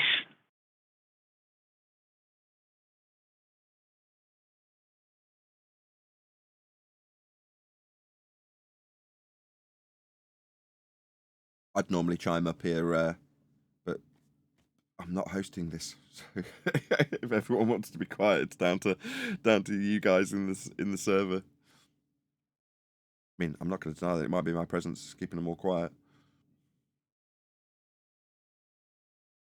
Yeah, definitely. No one's piping up tonight. Hey, Nathan. Yeah, I was going to talk before, but I had to do something. Well, since nobody's talking, I thought I'd talk. Yeah, go ahead. You hear me? Yeah. Yeah. Nice and clear. So you're willing to answer questions about people, Globers, right? I'm assuming. Whatever you've got. I'm fine to answer Okay. almost anything. No, I just have right. And I also have just some questions about the a question at least about the flat Earth model. So in the flat Earth model, in terms of if it's daylight in Japan, let's say, and let's say obviously it would have to be nighttime in the U.S., right? So like from what I understand of the model, there's like it's supposed to be like some sort of a lamp the sun is or whatever. What's your name? And sorry, what's your name? Mobius. Your light's not flashing for some reason. Weird. Okay, sorry. Carry on. But you can hear me well, right? Yeah, you sound great. It's just I can't see your name flashing. It's all right. It's not a big deal. I'm Stewie. Stewie on there, yeah. Stewie Griffin, yeah. So yeah, but you would have to like if it is daylight in China and Japan area, right? And like how would that work where there's no long distance light you'd see from the U.S. Like you'd see that light there, the daylight, right? So is it because it's facing away or the lamp or whatever is facing away from the States? Like how does that work? I don't know what you're talking about. Lamp? What? Oh, okay. If it is daylight in Japan and China, right? When it's nighttime in the U.S., right? You're making this claim, not me. all the time I've spoken to people in like Japan, for example, okay, or people in that time zone where it's daylight and it's night over here in Canada. I'm in Canada, and it's daylight over there. It's night over here. Okay. So it wouldn't be a light. Like if it's far away, if it's in a flat model, it's far away, you know, Japan and China or whatever. And so the daylight, the sun over there, whatever light that is, I'd be able to see from the U.S., even though it would be faint or fainter than they see it, but I'd be able to see that. Why? Because they have the light over there, the sun or whatever, that light that they see is... Just so I'm clear, you're suggesting that where it's dark, you should still see the... Why would you suggest that when it's dark, you should still see the sun? That doesn't make much sense to me. Why would you claim this? No, it's because in a flat model, okay, then the sun should be able to be seen by me, like somewhere, like far away. It's not that far away. It's like maybe 20,000 kilometers or whatever, right? So, so that light I should be able to see from... So this is your claim as a flat earther then? How would you defend this claim? Why should you see it? I'm just saying... Why should I see it? Well, it's because if it's flat, on a globe model, it won't be flat. Obviously, it'd be on the other side of the globe. But on a flat model, it's exactly flat. So I should be able to see that light. It's not what I'm asking. I'm not asking you to put it into a false dichotomy. I'm saying, why would you suggest that when it's dark, you should see the sun? That's a silly claim as far as I can tell. Oh, I mean, when it's dark in North America, I should be able to see that sun long distance. Yeah, because that sounds silly. Long distance. Okay, I heard the first 3 times, Mobius. Right, it sounds like a silly claim you're making. Okay, imagine a flat, just the Earth being flat. Okay, and Japan, okay, would be far away, like horizontally far away, right? Not around in the globe, but horizontally far away. So, and if there's a light over there, Sorry, I should be able to see that light. This is the 4th time you've repeated this. How does that not make sense? Because it's dark where you are in one place. That means the sun's not illuminating that part of the world. And in a different part of the world, it is. And you're suggesting that in the dark part, you should see the sun. That's silly. Why would you suggest such a thing? Because if it's flat, you should be able to see that light because it's only 20,000 kilometers away. Why? At least a little bit of that light. Oh, there it is. Sorry, you've measured this distance, have you? 20,000 kilometers, you say? How have you got this distance? So I would assume... I'm just asking you a question about your claim. Plane, I know how long it takes a plane to get there. Just asking you a question about your claim. How have you got that distance to the sun? The distance to Japan is that distance, around that distance. Yeah, and we're talking about the sun, aren't we? Whether or not you should see it. Yes, because the sun is right on top, like above their heads. How do you know that? In Japan. Yeah, its GP is above... Because they tell me. Yeah, we know where its GP... Yeah, I've never been to Japan. I know Japan has a sun. I've heard it 4 times. I don't need it ranting to the top of me trying to respond to you. Thank you. Oh my God. Okay, go ahead. I don't need your permission. I just need you to stop talking when I talk. Thank you. Yeah, we know where its GP is. Okay, so you're saying when its GP is above Japan. That is to say that at a particular location on the ground, you've got a ground position. That's where the sun is above. Yeah, okay. And it's not above the other bit that isn't lit at that time. Yeah, okay. Yeah, that's how it is. Yeah. That doesn't mean anything. You're saying if it's flat, I wouldn't tar myself with this as a flat earther. I mean, you can. It sounds silly to me to say where it's dark, I should see the sun. That's what you're saying. And I say it's silly to say that. So I shouldn't be able to see... What's the flat Earth model again? Remind us. What's that? I don't care. The fact that it's flat. He's got. Hold on. Sorry, Chocolate. I don't care what his flat Earth model is. It's not mine. He, as a flat earther, wants to claim we should see the sun where it's dark. That's his bad. I'm not, he's not going to stereotype that as a flat Earth claim. It's his claim. I don't make that claim. It's not a flat Earth claim. He's saying we should see the sun places where it's dark, and I'm saying that's stupid. Anyway, shout out to Jason Dean. Please watch movie trailer for Fly Me to the Moon. Thank you for the super chat. So I have a question for you, Mobius. You've Go ahead. asserted that if we were on a horizontal plane, that we should be able to see this sun from everywhere. So you obviously have an assumption of what you think the flat Earth is, how the sun works, the distance to the sun, etc. Is there any reason that you could think that you wouldn't see the sun over that surface? Well, can you think of it from another point of view? Rather, can you think of it a bit critically? You've got your reasons and your beliefs why you would think that, but is there reasons you could come up with as to why that wouldn't occur and you wouldn't see that in that instance? Yes, I do. Yes, and thanks for asking. I thought that Nathan would kind of either suggest, his kind of reasoning, or at least ask me, like you did. But that's fine. I'll tell you. Okay, so according to me, there could be a certain type of flat Earth model where it's still horizontal, but the light, if it's a lamp type thing, and it would be facing a direction where I would not be able to see it from North America because it's facing away from me. So, for example, so you're talking about a spotlight type setup. Yeah, a spotlight, exactly. And so, for example, in the model of the flatness, where like there's a flat circle, and then in the middle is the North Pole, and that type of model, there's actually a name for it. I forgot, but it's called the azimuthal equidistant projection. Do you know how that model's made? Yeah, exactly. Do you know how that model's made? Right. Well, just stop a second. That's a globe projection for a start.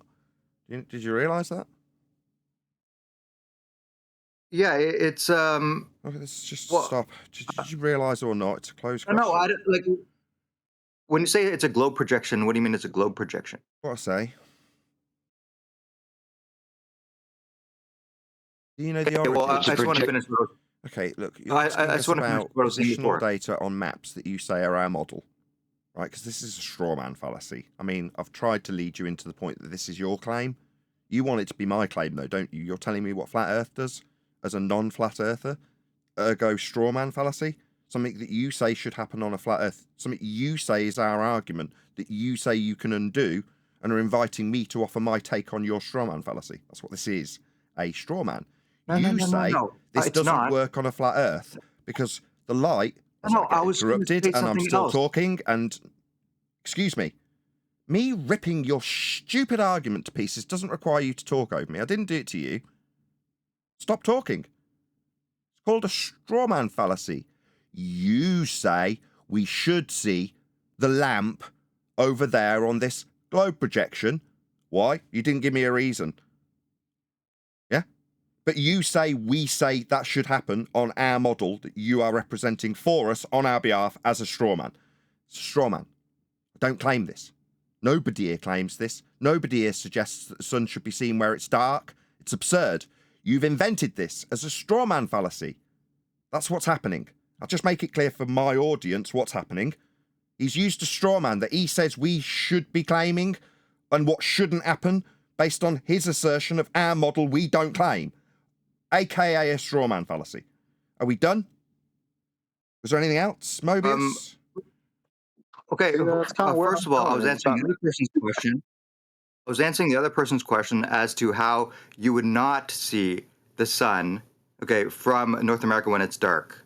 That's what he was, and then you come in to say, I was still claiming. You don't need to. It's dark. I could see Sorry, the sun. this is non-sequitur. Who cares? A model. Yeah, who cares? We need to explain why we don't see the sun when it's dark. We don't need to do this. It's not proving anything. There's the only way is if the lamp is facing away. What lamp? What lamp?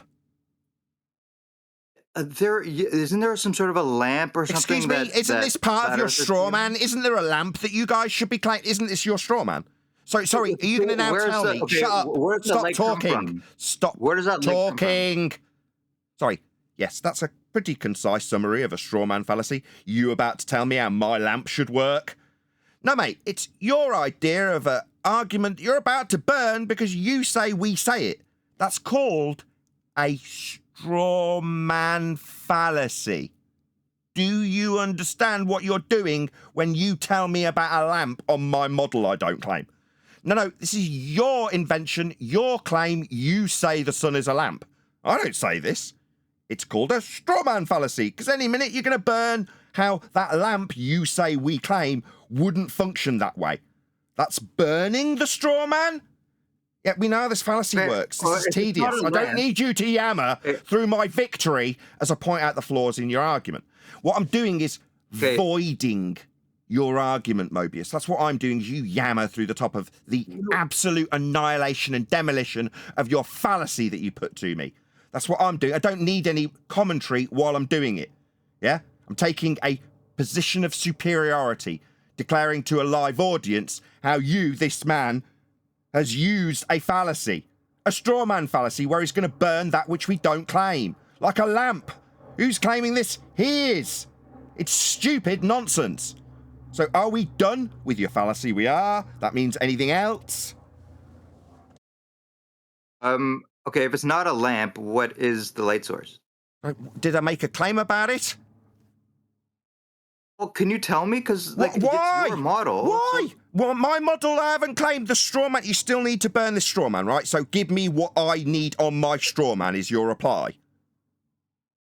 Nathan, you're like... This is going to be Can I clarify something here for you, Mobius? Let me clarify something, yeah? Okay, so every example you've given so far, what you're doing is you're claiming that we've presented some sort of map, but really we haven't. You've got some type of map or layout that you have in your own head that you're presenting as ours, yeah? And when you ask for ours, it's not something that we He doesn't need verify, you to interrupt him. He doesn't. When you're being annihilated and pointed out the flaws in your logic and the moderator stepped in, you don't need to yammer through him as well. He's pointing out where you've lost. Now, you can be a man, suck it up and listen to him explain that to you. Or like now, like a coward, you can chant through him and me, pointing out the flaws in your logic. Now, AJ's going to try again. Shut up. Let the moderator of this server tell you where you went wrong. Just have to suck it up and go on mute. Go ahead, AJ. Yeah, so what you're presenting is your belief of what you believe the flat earth is, not what we state it is or believe it is, yeah? So you have your own model that you're presenting as ours and then saying, well, you know, we must have this spotlight that's moving across the and then you present the map, yeah? You presented, what was it, the azimuthal equidistant map that was a globe model map. So each time you're not presenting or representing flat earth, you're representing what you're arguing against yourself, really. You're representing what you believe it to be. And then you're presenting that as ours, which is a straw man, yeah? So like Nathan pointed out, the map that you presented is a globe projection, and they utilize it that way for ease. So it's got nothing to do with the flat earth, yeah? We haven't got a model to present you because we don't have something that we can verify. When you're asking us what the sun is it a spotlight? Is it something that you can verify? It's not something that I can verify, yeah?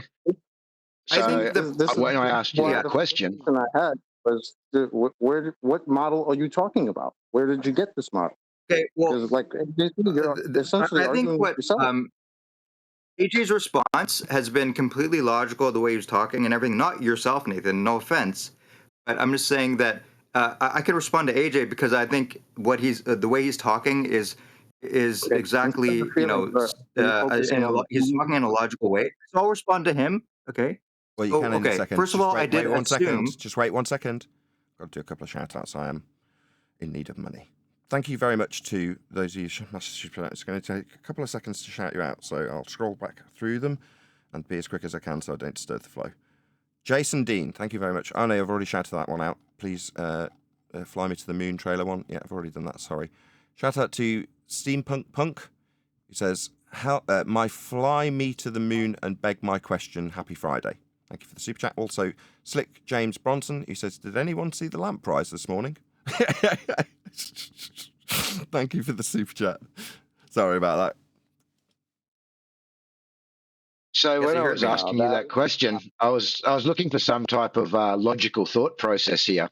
So if you want to go and have a quick look in the chat at 46 minutes past the hour and have a quick read, it might give you another perspective maybe. before you argue what you believe flat Earth to be, and it may give you an answer to your question. Okay, so I assumed two things. Okay, and this is based on talking with other people, maybe not people in this room believe this or whatever. That's the reason I invoked it. Okay, so basically, it's that model where the North Pole's in the center. That model. Okay, and so I assume that, which I shouldn't in circumstance, because obviously that's not the correct in some sense. It's just a projection. That's fine. And also, I assume that the sun was considered to be a lamp by flat earthers. Of course, that's a assumption. There could be other models of the light source or whatever. Okay, only I was saying that if it was a lamp. Okay, let's just say if it was a lamp and if it was a model of the map of the Earth was the one where the North Pole's in the center. Sorry, you could be. Sorry, just to be clear. Yeah, that's what I'm claiming. You are claiming right, that I'm claiming. Sorry, how would you prove Earth's a lamp? How would you prove that, you being the one making this? No, I'm saying in that situation. Stop! I heard you. Stop! I heard your first claim. Can you let me finish my point? Moderators, can you stop him? I've heard his first claim. It's the same crap we've heard already. If Earth has a lamp for a sun. Now, I'm stopping you because that's a claim.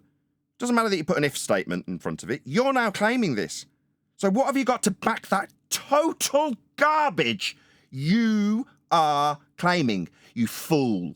Why would you claim such nonsense? How are you going to back this nonsense you are claiming, foolish man who thinks sun is lamp? Back it now. Go. Okay, Okay, yeah, so, I mean, I was saying, I just want to finish my point there. If that was the case, okay, then my moderators, I could see a he seems to be completely ignoring me. I've heard his claim 7 times about a lamp sun.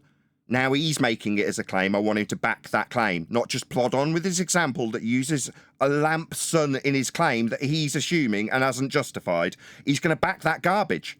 We're going to stop at the first claim you made. Sun lamp, the very first thing I said. My first response to you, literally, the very first thing I said, lamp? What the hell? Now you're making it. It was always you making this claim, by the way, just to make that absolutely clear. You're going to back that garbage, not carry on with your example we've already heard. Back it. It's your claim now. We're not going anywhere else. You need to back that first. The premise you're basing this on, back it. It's your claim now. So yeah, so that that claim I think could work or can't work. So, but if it's not, Morgus, I got to stop you right there, dude. It's not that it could or it can't. If you're putting forward some type of model, you need to present some type of evidence. Yeah, we're not just going to speculate. It's not philosophy. We're not going to have discussions about what it could and couldn't be. We're here to see some type of empirical evidence. Yes. So for the 8th time, do you want to back your nonsense about the sun being a lamp? Sorry, rather than yammering through me, it's just the same question that you failed to answer 8 times. So I'd rather just hear it unimpeded without you talking through it, so you don't think you have to answer it. Can you, rather than speculate saying, well, it could or it couldn't, can you actually back this garbage you are claiming or not? Closed question. Okay, so apparently a lot of people don't like the lamp theory. Okay, so no, it's you. It's not people and what they think about it. I've asked you, the claimant, to back it. It's not whether or not I like it. Who cares? You've claimed it, and the question on the table is: stop talking as you dodge and dive, you weasel. No, weasel. You just need to affirm in the positive or negative whether or not you can back your sun lamp claim, because it's yours now. Whether or not people agree with it is irrelevant. Your appeal to consensus is not going to be tolerated as an answer to a closed question. Can you back your garbage about the sun being a lamp, yes or no? The lamp was just something I thought that you guys believed in, but it's not apparently. So what? Why are you still babbling about it? We've no. You told me a minute ago you lied. What is the light source? Stop! You're lying. A moment, we dealt with that 5 minutes ago, then it became your claim and you made it clear it was your claim now. So you're now going to lie about what we've covered 5 minutes ago. I don't want to talk to this guy, he's become disingenuous. I'll give him one more opportunity to respond. We covered that 5 minutes ago. The consensus appeal's not going to work for a second time either. You made this claim and I asked you if it was your claim, you said yes. Now don't appeal to anybody else. can you, 9th time, back your garbage that the sun is a lamp? Yes or no? I don't think the sun is a lamp. Why the bloody hell are you saying it then? Oh, so it's only the straw man that you must burn. Okay, what is the light source? Please tell me. Why are you asking me? Did I make a bleeding claim about it? No, you want to burn a straw man claim about it, and you need to introduce it by making it my claim and asking me about it. I didn't make a claim about it. This is your garbage you want to burn, not mine. I don't need to answer any questions on it. I haven't claimed it. Why are you asking me? You want to ask me something? Ask me something based on something I've actually said and claimed. So do you have any like idea you what the light source claiming could the be? lamp. That's your claim. That's why I'm asking you questions about your claim. Don't tell me about what I need to suggest the sun is, because I don't care. I'm not claiming anything about it. So, can we conclude? This Glober had nothing more than a false dichotomy straw man to burn, where he tells me what my model is, and then chants through the conclusion. Okay. The victory dance won't be heard by the intolerant Glober. He's going to chant through the conclusion. That would be to say that the globe-believing Muppet offered us a false dichotomy. That would be what he says flat Earth is versus what he says a globe is. Both will be derived from flat Earth measurements, but he's going to tell me what I say the sun should be, so he can burn what he says it shouldn't be doing based on what he says I say it will be doing. No, it's a straw man. We've done this for enough time now for me to shut this down with a conclusion without the fundamentalist zealot who needed to burn a straw man false dichotomy yammering through the top of my victory dance. You lose. Your logic was flawed. It was a straw man fallacy. Flawed logic won't stand. Your non-stop attempts to get me to insert my version of my claim you were trying to burn won't work either. Asking me what I say the sun does in this instance isn't going to work. I don't make a claim about it in this regard. If I've made a claim about it, you can focus on that. I haven't. Hey, can I just add real quick? You're back there saying, "Oh, Nathan doesn't know how to argue." Dude, you started off with a fallacy, right? That's why when I chimed in, my question was, what model are you talking about? Because you came in and started talking about how the sun is a lamp. Did you bother to find out? Does anybody that you're speaking to think the sun is a lamp? I've been in this 10 years. I've never heard the sun referred to as a lamp. So I'm not sure where you're getting that from. I've heard it many times, but I guess it was wrong. Yeah, I guess you were. Yeah, but you've still done it. This is now going to be the 10th time you've told us that. We don't care. We know you're wrong. We know you've burnt a straw man. We've pointed out your fallacy. You're still trying to justify it by telling us what you have heard other people say. Yeah, that's called a stereotyping. Stop! This is another fallacy you're using, and you're yammering through me pointing out your stereotype. The second time he's yammered through it. AJ, there's no communicating with this man. He's just used a stereotyping fallacy. Other people say is a stereotyping fallacy. You utter buffoon. You globe-believing zealot numpty who's got nothing but fallacy.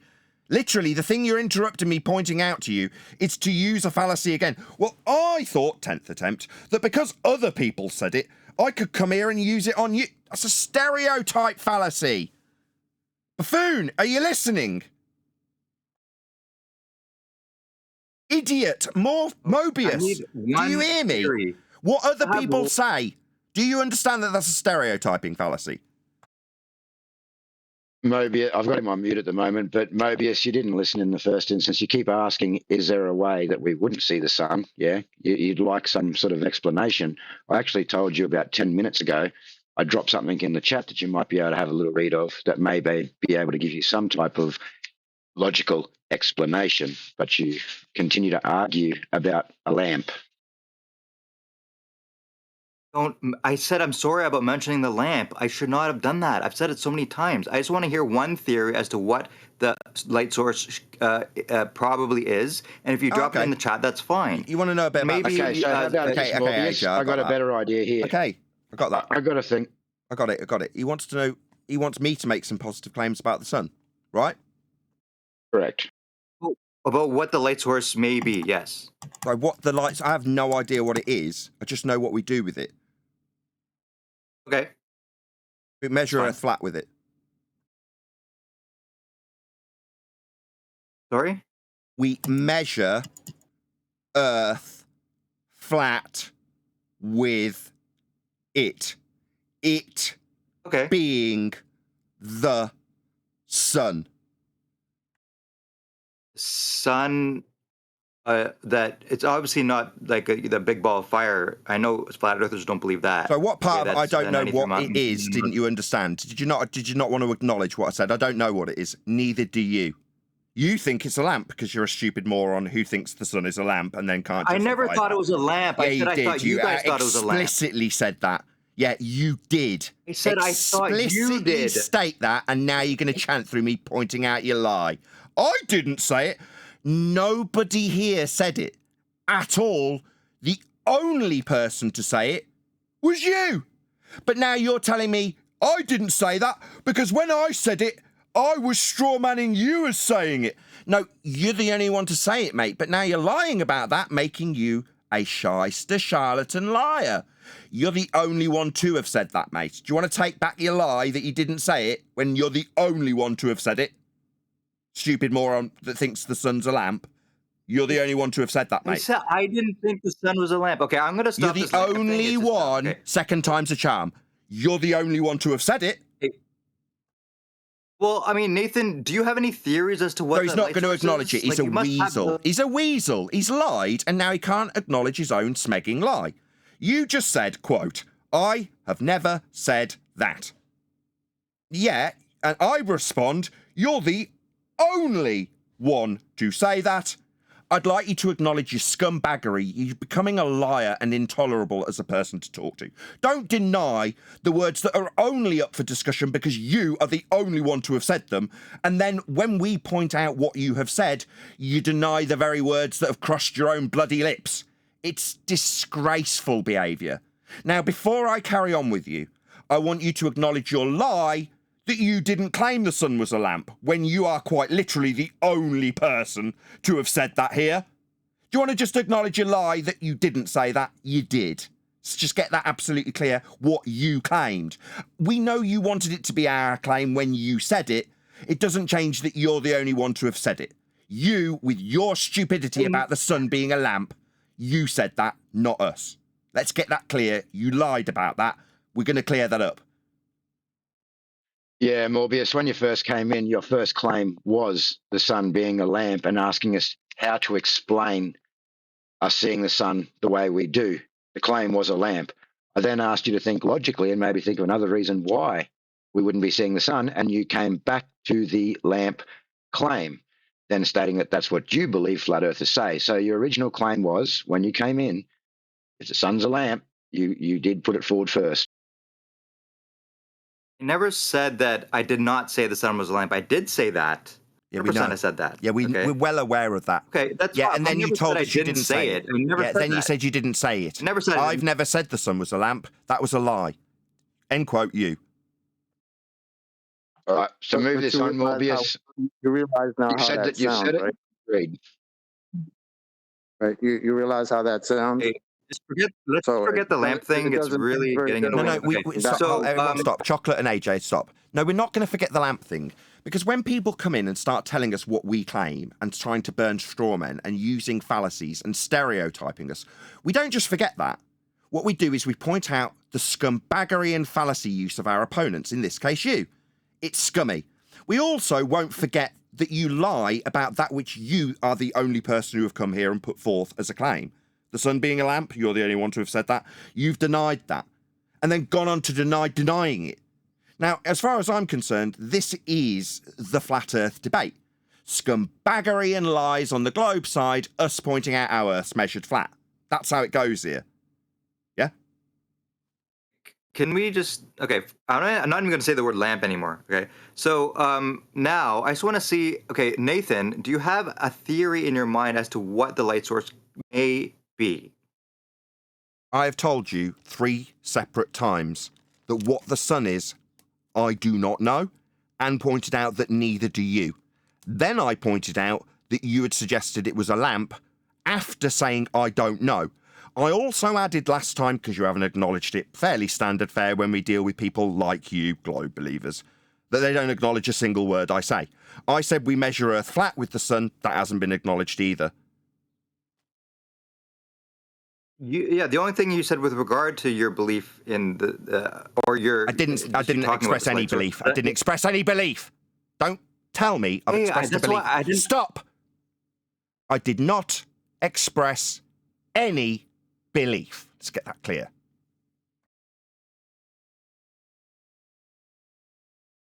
Yeah, sorry, I did not mean to say the word belief. That was an accident. Okay. I mean, when you were talking about that light source, you said something about it measures the Earth being flat. Okay, that's fine, right? But is there anybody else that does have a theory as to Stop. Yeah, we measure Earth flat with the sun. That's fine. Welcome to Flat Earth. You want to talk to somebody else? Nah, this is my time running a live show. So I'll pretty much dictate what gets talked about here while I'm here. That's how it goes.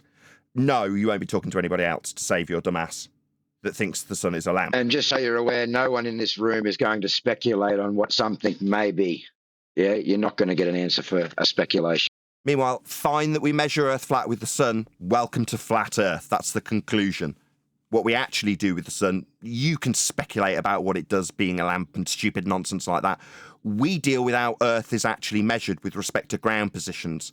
The point above, where the sun would be above, on the ground, that's what we measure with the sun. We derive all sorts of systems like time with it. So those will be what I lean on, the measurements of Earth as a flat plane when utilising the sun and its elevation angles with respect to that flat Earth we're measuring. That's what I'll lean on. You will strawman us telling us what our models are. No. I lean on Earth measurements when I prove Earth's flat. You lean on strawman false dichotomies and stereotyping fallacies. That's what your standard is. Crap standard. I wasn't trying to use that light source as a measurement to see if the Earth was flat or curved or whatever. I was just I did that. No, I did that.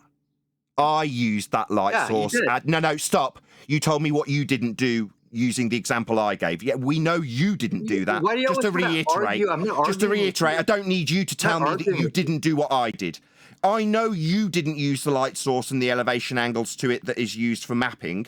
You didn't do that. I did that. I proved Earth is measured flat with the sun. You used false dichotomies and strawman fallacies. That's what you did. I don't need to know what you didn't do, followed by a repetition of what I did do. No, I know you didn't do that. Thank you for summarising what you didn't do as what I did. That isn't necessary, though. I did prove Earth is measured flat. You didn't do that isn't necessarily in addition to this conversation. Hope that's clear. That's why I interrupted you.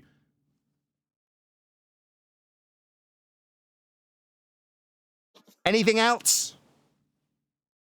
No? Shout out to Roger Ledwell for the right angle triangle. Thank you for the super chat. Doesn't that spark your interest when you hear something like that?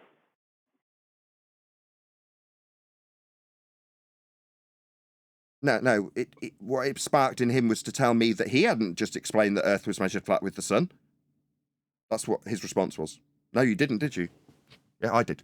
Shout out to Unitox Femi, says sun has nothing to do with surface of Earth. It does when we measure elevation angles with respect to a plane surface, Unitox Femi. We map with it. Its ground position. That would be to say where the sun is above, directly above on the ground. That's useful positional data that we do use. It is absolutely with respect to the ground, its ground position, where the sun is above at a given time, or anything else in the sky for that matter. Ground positions. Measuring Earth flat. Anything else, Mobius? Mobius has left. Of course. At that point that he needed to yammer through every single conclusion, he was presumably being put on mute, so he couldn't do that. Am I right? Yeah, and look, the issue is that he's not thinking logically. He's not accepting, the sun is used to measure Earth as flat, as you made your claim. They want a replacement for everything. Okay, if the Earth's flat, what's the sun made of? Regardless, whatever the sun's made of has nothing to do with the surface of the Earth, as per your super chatter. Oh, is that what you insist from him meant? Sorry, Chocolate, go ahead. I was going to say, apparently he didn't have a problem with that. After you told him the sun is used to measure Earth flat, it was basically, the sun is used to measure Earth flat. Okay, that's good. Anybody else want to talk? Hey, what? Really? That's why I said, didn't it spark your interest where you want to know more? And then 2 minutes later, he leaves. Very interesting reaction to the sun and its lampiness. What the hell, man?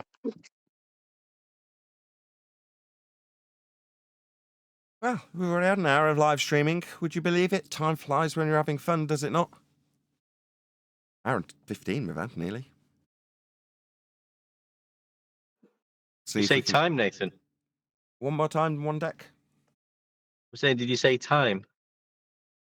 Time with respect to the sun and its flat Earth measurement. Yes, I did. That's what I was referring to, yeah. Good job.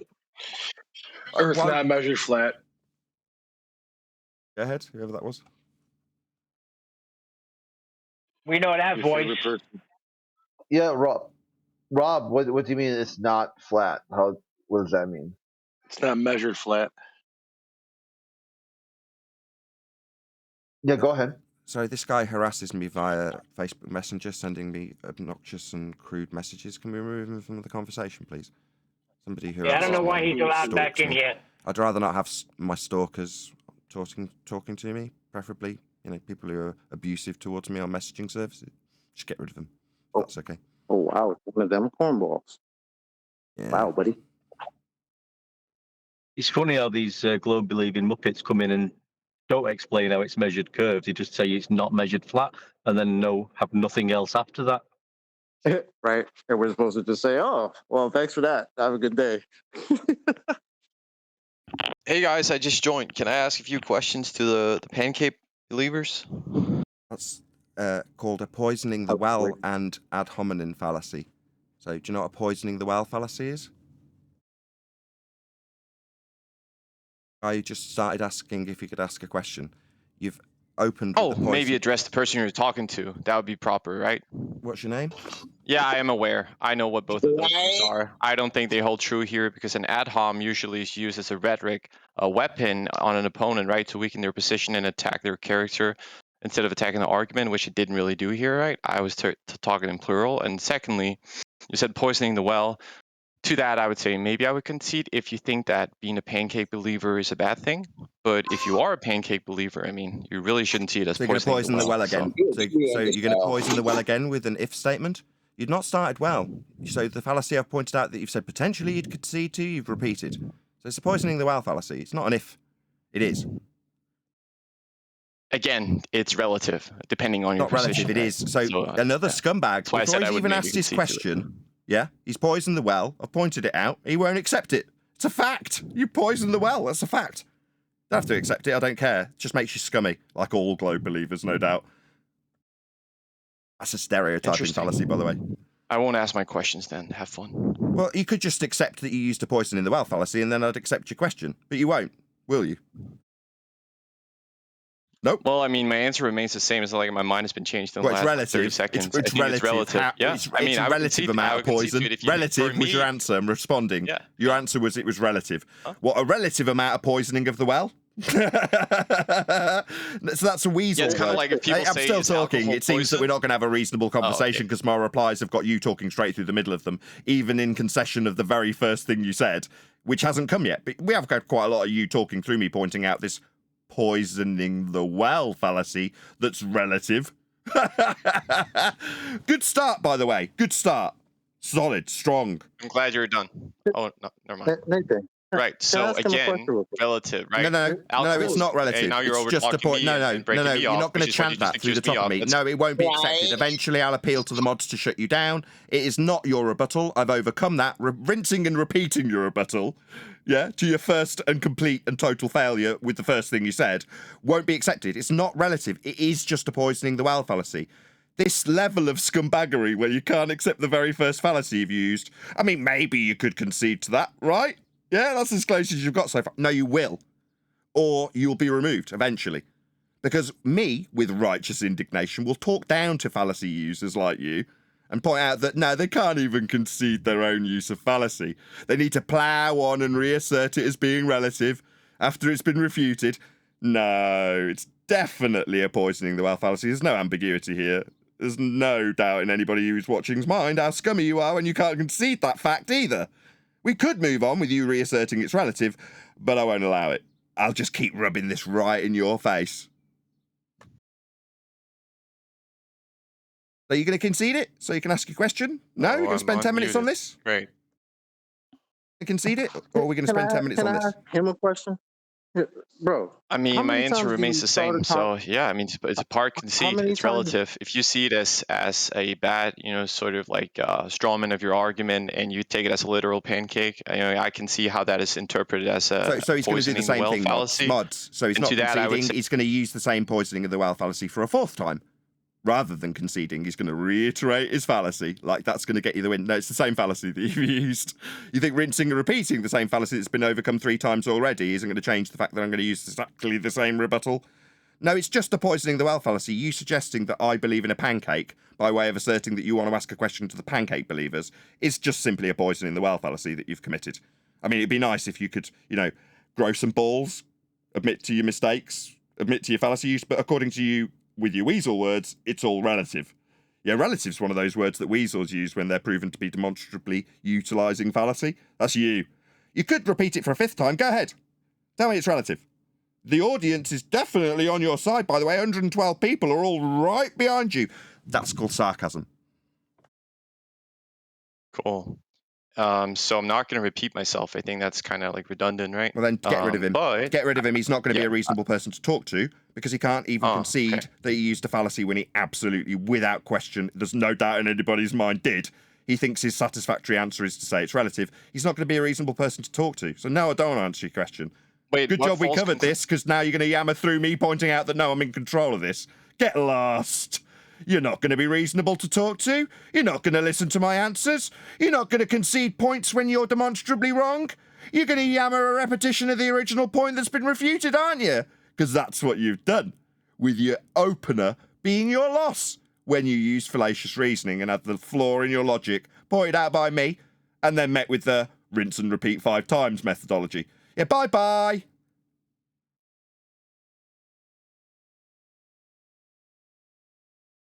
They're in pain, Nathan. Rich is gone. I'll debate you, so long as I can make the audience know that you're a stupid pancake believer before we even start. No, that's a fallacy. No, it's all relative. I'll say it again. Pancake believer. Yeah, you're just a troll. Yeah? You're not worthy of our discussion. You're beneath us. He managed to say it 4 or 5 times, though. Yeah, he managed to poison the well repeatedly, with me pointing out the fallacy. Yeah, what a win. What a wonderful win. Anybody else while we're still live? Feel free to come and call us pancake believers. I was just wondering if Rich would like to jump in. He's pretty active in the chat here. Rich, you got anything you'd like to pipe in with?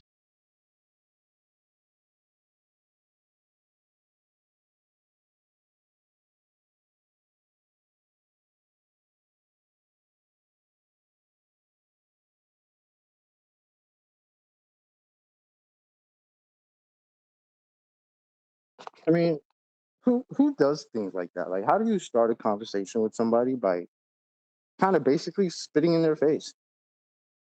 Like, how do you expect to have a progressive conversation after that?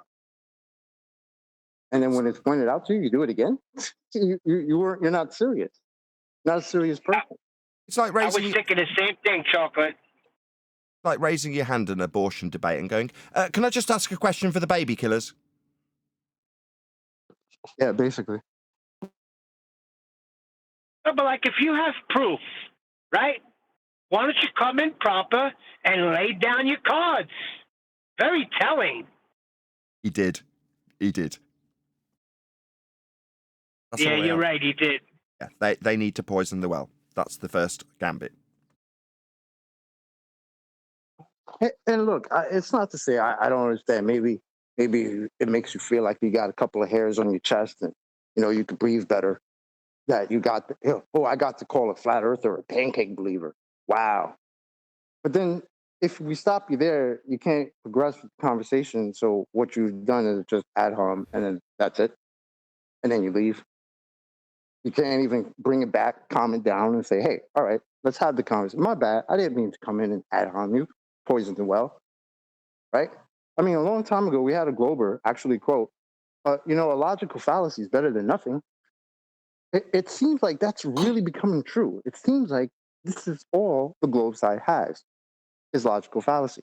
And it seems like you guys are okay with that. Well, the thing is, when QE comes in and calls them globetards, he backs it up with evidence that the globe does not exist and Earth is measured flat. They just come in and call us names. Well, maybe Nick, the last person that was in here with his ad homs, would like to have a chance to present some type of positive globe evidence rather than ad homs. Would you like a crack, Nick? Looking at the chat, I don't think he's going to be able to. Yeah, no, I will. I was going to try to debunk flat Earth, but I will. I'll present a pro globe position. I don't mind. Give me 1 minute because I don't have like a collection of sources. Give me 1 minute to pull some up, and I'll go from there. Okay? Cool. No worries. Just let us know when you're back. Awesome. Is it true? I'll turn off my studio lights. I was just about to round out this live stream. We will be staying live, it seems.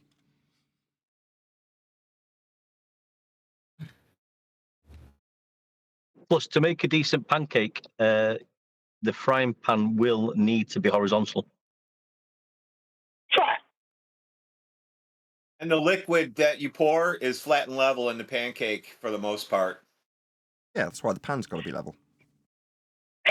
Listen, I'm excited about this globe proof that's coming. Just want to highlight while we're in this little interlude that I already made a claim. It wasn't actually a claim, it was a statement of fact in regards to how the sun's measured. I mean, it was paraphrased back to me as though it was a claim I'd made. It isn't. Just want to make that clear. It wasn't in any way addressed. It was agreed to. The gentleman's already been welcomed to Flat Earth. Just so that's on the record. Yep, that was probably me. Right, Apologise. My bad. No, go for it, Nick. All right, cool. So since I'm presenting a globe position, I guess my first thing in order here to do is post some links, right? So I posted one link to NASA's web. Huh? Make claim verbally. Yeah, so I'm going to make a claim with the links posted so people can read and listen simultaneously. And I would prefer if you didn't cut me off or interject, Nathan, since you seem to be having huge issues with that, right? So we don't need that. I'll control the conversation, well, let's Nick. get those ground rules sorted pretty quickly as I run this show. So it's either do as I say or get lost. And further to that, it's claim backed by citation. You seem to infer that you were going to send citations first. Don't need any. You haven't claimed anything. So I suggested you verbally make your claim. That was what I added. That you objected to me telling you to do. That's me telling you, as the one in charge, what you will do. If you don't do that, it'll be the end of your time here. So you'll be presenting your claim verbally, won't you? Yes, I will. Again, On you go. This is a mutual. Excellent. Let's hear it. Right. Thank you. Excellent. Well, it's pretty self-evident, right? Since I was kind of like asked to present a pro-globe position. So my position is that, yes, it is a globe. That's my position. We live on a globe. Earth is a globe. Yeah, so what's the evidence you have for that? Can you present some type of evidence verbally? We've got the chat. Yes, of course. Mm-hmm. Yeah. Okay, so, go for it, man. Right. So there are two routes that I used to reach this conclusion. The first is that Earth has to be either finite or infinite. Since no one has demonstrated infinite thus far, right? We must assume finite because we have actually had people claim, finite distance. So that's the first premise. Okay, let's just Second premise let's is take that on that then. Let's just take on that then. That's a non sequitur. Oh wait, do you have ADHD? What we should just hear in scattergun 16 claims. I've heard your claim. Yeah? Based on infinite versus... I'm going to respond to his claim. Now, he can keep yammering through the top of his first claim, or maybe the mod will let him make 17 claims, one after the next, so we can forget about a few. Personally, I'd prefer claim and then response. Claim. Earth sphere. Evidence? It's not. Because it's either the false dichotomy of finite versus infinite, Earth is a sphere. That's a non sequitur fallacy conclusion. It's not in any way linked to Earth's sphericity. So your first piece of evidence that you concluded with point 1 and then tried to move on to point 2 is non sequitur to your claim of Earth's sphericity. That does not prove Earth's sphericity. It is non sequitur. Your false dichotomy is non sequitur to the original claim. Fail. Total fail. Did you want to go on to your second? Now that I'm unmuted, Did you please want to demonstrate go how on it's a to? false dichotomy. I'm still talking. You were put on mute because presumably you were yammering through the top of me addressing your first claim. You decided that me addressing your garbage non sequitur fallacy needed you talking through the top of that being addressed so that it's concluded. No. How about as you a just non address it? You see, that's why you've been put on mute, because I'm talking and you're talking through the top of me, and a mod stepped in to stop that garbage. I've got no control of you deciding to use your mute button while I'm talking. The mods can stop you, though, as I conclude the non sequitur fallacy in point 1. Claim, Earth sphere. Evidence, non sequitur, false dichotomy with infinite and finite. Doesn't prove a damn thing. It's non sequitur false dichotomy. Okay? Okay, that's you losing. Now you'll be taken off mute so I can smirk at your crap response you'll offer. Now I've finished. Cool. Now that you are finished, yappering, no, it's not a non sequitur, and it's not a false dichotomy. Here's why. I didn't draw any conclusion from the shape of the Earth due to the surface distance. I did not do that. That was you inferring that, and you failed miserably. So that's kind of sad. So what your response is to say that you didn't offer this as a proof of Earth's sphericity. So my objection that this isn't a proof of Earth's sphericity is also your rebuttal. I wasn't offering point 1 as a proof of Earth's sphericity. You failed to listen to point 1 as a backing to my claim of Earth's sphericity. It wasn't meant to be proving Earth's sphericity is your response. Why the bloody hell did you say it then? Yeah, it was non sequitur, like I pointed out. Not in positive confirmation of your claim, non sequitur. But apparently it wasn't supposed to be backing your claim. Yeah, that's why it's non sequitur. That's why I stopped you and pointed out your use of a non sequitur fallacy. If your response is to say it wasn't attempting to prove Earth's sphericity, then you shouldn't really be saying it. You understand? By Non itself, sequitur? which you clearly misheard. You failed to listen, which is sad. Put me on mute again. I mean, you just want to talk. You don't want to have a conversation. It's clear, it's evident. Like, you want to have a monologue, like a... That's ad hominem fallacy. Non sequitur, infinite versus finite, is a false dichotomy, and it is offered up as proof of a sphere by him in point 1, therefore non sequitur. Telling me I can't have a conversation is an ad hominem fallacy because it doesn't address my argument rebuttal, which is to say it is non sequitur to compare infinite to finite in a false dichotomy and say it proves Earth's sphericity. In response to that, you, offering point 1 for proof of Earth's sphericity, have said I wasn't offering it as proof of sphericity. You didn't listen.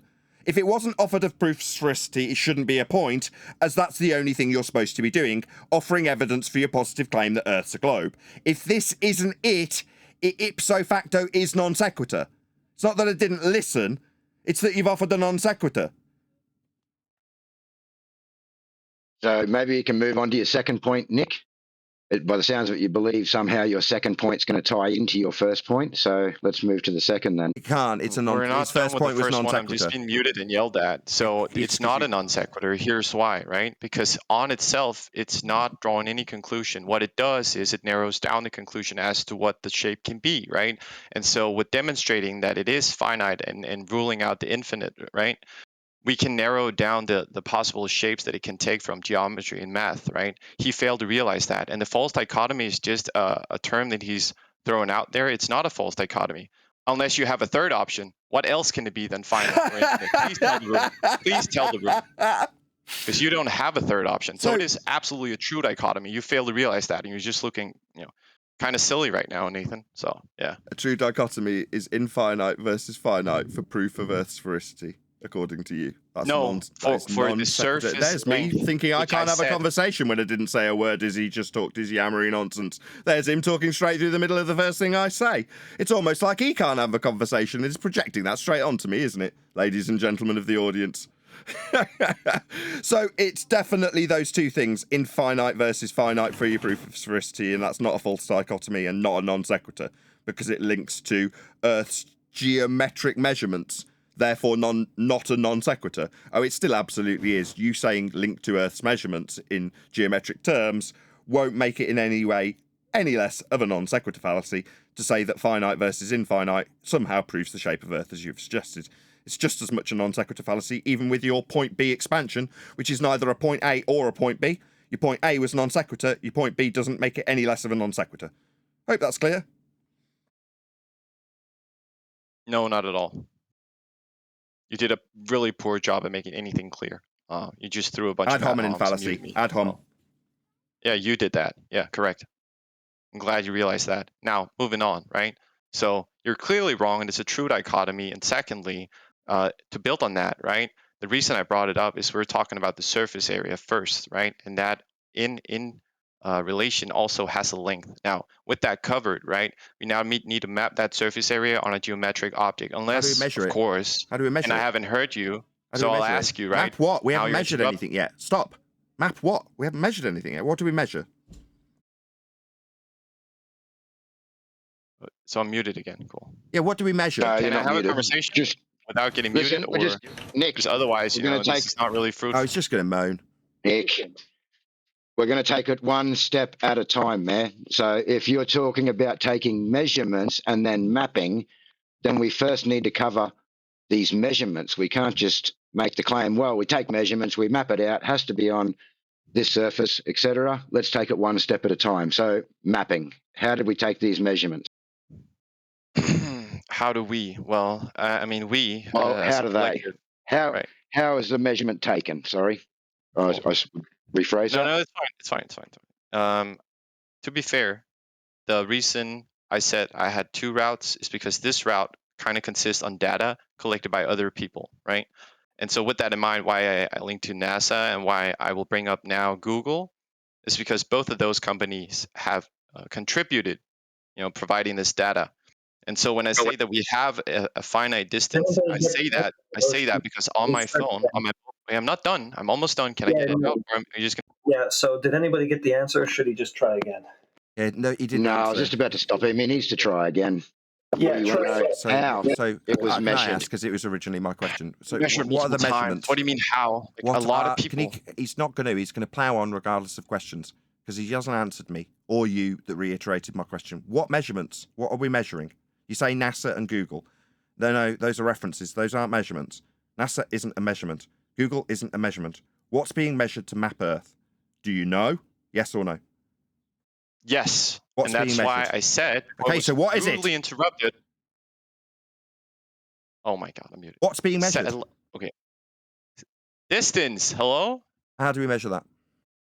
Satellite imagery, right? No. GPS, global positioning system. No, we have also. GPS is a system that's already been derived and is plotted onto a Mercator projection. So no, that isn't how the measurements are done. It's how they're plotted after the fact. It seems you don't know how things are being measured. No, you're incorrect. It seems that he's now chanting for me, correcting him. Wait, so okay, being wrong isn't acceptable. So he's going to keep talking. No, the Mercator projection has gone through quite a series of transformations to be part of GPS. You said GPS. That's not a measurement. Satellites. No, there are no satellites floating around in orbital motion derived from flat Earth measurements. You just don't realise that. This is not a measurement. Satellites. Now, a satellite isn't a measurement. Do you know? The answer seems to be no, because you're waffling on about Google, NASA, measurements aren't those. Now you're talking about satellites. Okay, you've said distance. How do we measure that? It isn't with GPS on a Mercator projection. Okay? So do you know or not? You know, my condolences that you can't really assert that when I say distance, that is any unit, right? It takes the shape of any unit. So if you prefer miles, if you prefer kilometers, it doesn't really matter, right? Distance is distance. Oh, miles. Miles are a flat Earth. Okay. Miles. I heard you. Like, Miles. I got your answer. Now you can shut up while I take that to my evidence of a flat Earth, because flat Earth is what you will need to derive miles. Did you not know that they're based on elevation angle measurements to Polaris to give you nautical miles, to convert to statute miles, so that we have land distances as a straight line distance? Miles are in straight lines. Flat Earth measurement derivation in the first instance with Polaris. This is a flat Earth proof. If you're going to derive distance for anything, it's going to be a flat Earth evidence. You don't get distances from spheres. You get it by measuring a flat Earth. So when you're done, right? The reason I said distance and you can insert any unit, right? And you spurred out when I said miles is because it doesn't really matter if you use miles, Miles are a kilometers, flat whatever, Earth distance. right? My You're response just after going to getting have my an answer, arbitrary my answer increase to the or question, what measurement are we going to be using, is miles. And they are flat Earth. You are using flat Earth distances. They are flat. They're not curving. This isn't a proof of a sphere. You've tied this connected, non-connected, non-sequitur of infinite versus finite with a distance measurement. And when you told us what the distance is going to be, miles, that's a flat Earth only assertion. Okay? So we're proving a flat Earth. Okay, so for the whole room, right? What just happened is I said you can take any unit of measurement. I started saying kilometers, then I said miles. The moment Kilometers I is did also say a flat Earth miles, distance. Nathan smirked Kilometers is out, also muted a me. flat Earth distance. You can only describe kilometers as a flat, straight distance. That is not a curve Earth distance. That's a flat Earth distance. Kilometers are flat. And Nick, I'm not sure why you have an issue with him choosing miles due to the fact that you presented it as an option in your own argument. And now, instead of addressing that argument of why Nathan may be incorrect, you want to run off on a tangent about how he chose miles when it was in your presentation. He needs a No, flat he Earth can choose distance. any unit. That's why I said any unit, and he wanted. Don't need to get quite so And he close to did. your mic He when you're chose losing. miles. Yeah, just back off your mic when you're losing, my friend. Yeah, miles are a flat Earth distance. You're using flat Earth measurements to make your claim. So this is point C, point A and B were both non sequiturs, not connected to the claim of sphericity. Now we're on to point C, a measurement of distances. And so far you've offered kilometres and miles. They're both flat. So okay, let me get this. Let me get this perfectly straight. Okay, so you're saying in geometry you can't really use any number of unit to measure, for instance, the circumference of a ball or a spheroid, because that will be straight. So you cannot have, for instance, say, circumference of the Earth, or take something smaller, right? Sorry, circumference of Earth. A stadium. Sorry, circumference. I heard circumference or of a Earth. lake. Stop. Wait, Stop. are you speaking now? Stop. I heard circumference of Earth. That's also a flat Earth derivation. That circumferential value, obviously directly connected to the radial value, is measured with respect to Polaris also. Minimum elevation angle measurement to Polaris gives you your outside edge of a sphere after conversion. The actual measurement is of a area of equal elevation. Minimum elevation angle to Polaris. That's where you get your circumferential value from. So you're using flat Earth measurements for that also. I mean, this is like a slow motion conversation. I get like 1 inch of progress and then I'm muted and you have to like monologue for a bit. And then I get 1 inch. I mean, I appreciate it. We are getting progress, but it takes a while. Nathan, perhaps you could go on mute. Yeah, and just Nick, listen. I did explain this to you. Yeah, we're going to cover one claim at a time. I'm trying to cover And it, man. That's right. And that's why you just got muted, because you state something and then you move on to the next point without it being covered. So I have to mute for a second so we can cover that point. Yeah. Yeah, like circumference. Yeah, that's great. I don't mind going You point to asserted point. a I said this circumference. in the Yes, now you're it's not happening listening to again. me. You're not listening to me. You asserted a circumference. Because you're over talking like a rude ass Yeah, adult. when you but make a you're claim. clearly not. Yeah, that's because you made You're a claim. kid. Yeah, you made a claim. Yeah, as soon as you do that, you're going to get stopped in your tracks. Circumference, you say? Earth having a circumference? Yeah, that's got a measurement attached to it. Now, you may not know what that is, but I'm going to stop you immediately because you're inferring Earth has a circumference that's on a sphere. But that measurement for that circumference you are now making as a claim to prove Earth's sphericity is a claim that I know where the origin measurement came from. A flat Earth. Now, you think I can yammer on using this circumferential value that's derived from a flat Earth measurement, and why the hell should you be able to stop me using this flat Earth derivation when I make my sphere claim? Because you're measuring a flat Earth to get it. So we're going to stop you and say the moment you say circumference, that's a value that needs a measurement attached, and the only measurement is a flat Earth one. So you're proving flat Earth when you use your fundy sphere belief of a circumferential value, actually an area of equal elevation measured on a flat plane. That's why you're being stopped, because you're using flat Earth to make your claim move forward. No, I didn't. So, Here's why. all Here's we why. need to hear, Right? No, Nick, I'm going to go Nick. address what was just said, please, without being muted, right? I get to say something as well as a response. Cool. So my response to your rebuttal is no, right? Because a mile, regardless of its history and how it's derived, right, is a unit that you can get by either, multiplying or dividing another unit, right? Arbitrarily. It doesn't really matter which one it is. For instance, you can use kilometers as a conversion, right? And it doesn't really care about the history of a mile and how you think it's somehow, proving a flat Earth. No, it's also just a metric that you can have, right? Just like pounds and kilos, you have this relative, different units that you could use, and yes, perhaps the history of those and how they were derived are prone to either supporting flat or globe prerogative. I acknowledge that, right? But that's why I said you could use any unit for distance, because this isn't about the history, that's about the actual maths and the physics, right? Which you clearly is just trying to obfuscate from, which is why I'm getting kind of heated, right? Because it's not good faith. What you're doing is terrible faith. You're not trying to engage with the point. You're just trying to dismantle it on semantics of me bringing up miles as an option and you latching onto that. And it's crazy. I hope the whole room is able to see this. So yeah. Now I'm listening this is to why this you're little bit, guys. Just oh, you're done listening because you're getting wrecked. Okay, go mute me then. This is somebody else. Just responding to what you just said. It's Adam here.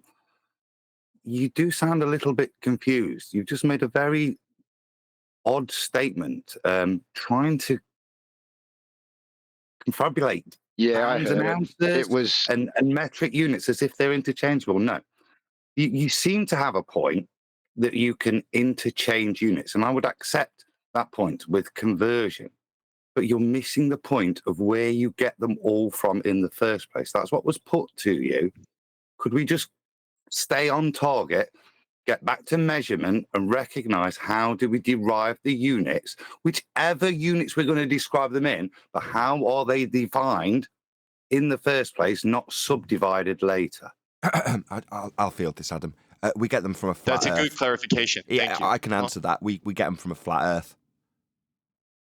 How? Please walk me through Elevation that, angle measurements, like I explained earlier with the sun, that would be how we derive things like the longitude system. Or elevation Or a angle meter? measurements. I'm answering you. It seems you can't converse. the Maybe your unit, projection of your inability to converse is just that, projection. I am answering you. You asked me how we No, you're measure not. Earth flat. I'm telling you, and you're talking while I'm talking because you're intolerable, like I already surmised right at the start of your entrance to this discussion. Like with the latitude system. The latitude system would be a flat Earth elevation angle measurement to Polaris. These are how we derive these systems. That is how. No, you're incorrect though, right? Because you don't start at the grand scale and you go and you and you look at the whole Earth and you sort of divide down from there. You do the other way around. You start at the smallest unit and then you go up, and then you have a bigger unit and you go up. That's how it's always been. So you're clearly just again obfuscating from how you derive units and how you actually have the history of metrics being developed. That is So no, totally you're clearly wrong.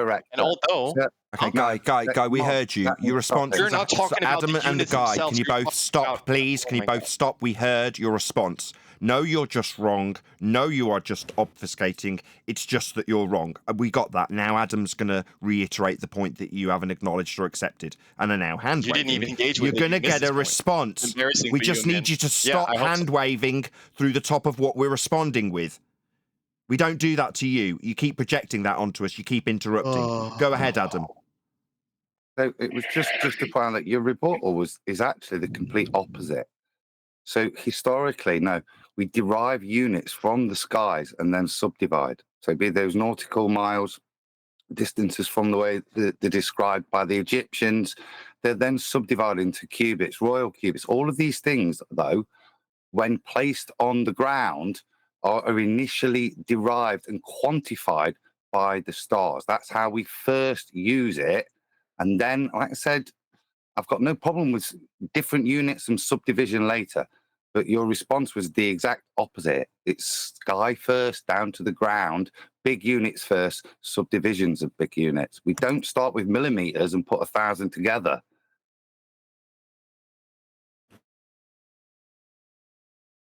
This article seems to disagree with you, but if you have a reference to support your argument, I would love to read that. Thank you. Your article disagrees. What does your article say? We started with millimeters and thought, I know, if I put 1,000 of them together, I'll get a meter. I did explain. Yeah, so I provided a Wikipedia site, right, citation to the metric system. Thank you. And Thank you for that. As stated, no problem. You're welcome. I thank you for that. As stated earlier. Yeah, you're welcome. As stated earlier. I can go it's on the argument. no, I'd like to deal with this subdivision of the metric system. As stated earlier. So I'm still waiting for Yeah, your and I'm never going to get to make this statement statement because most my own panel and this guy will not allow me to. As stated earlier, it is argument first, then citation to support it. You've dumped a citation and gone, I've cited. No. Do you want to verbally make your argument like earlier with the non sequitur fallacy within finite and finite in a false dichotomy to prove sphericity, which it didn't? That was you verbally making an argument. You need to do that now. Then we don't need the citations because we'll hear the argument, and if we require them, we'll have a look at them after you make your verbal argument. Go ahead. Right, my condolences for you not being able to, carry on a knowledge that was set prior. But what I did say before linking anything, right, is that it doesn't start at the grand level. It starts at the smaller level, and this article supports that, right? It says it started as a metric or a meter or a cubic, right? And then they use that to scale, right? Which is what I said first. So you're incorrect again with your rebuttal. Thank you for proving that to the whole room. And I would like to talk to your friend, right? Because he's much more capable and suited to have a conversation. So you can stay off, Nathan. Thank you. Can we have that citation sent to us in the G+ panel via Skype? It's in Master B. Thank you very much. Go ahead, Adam.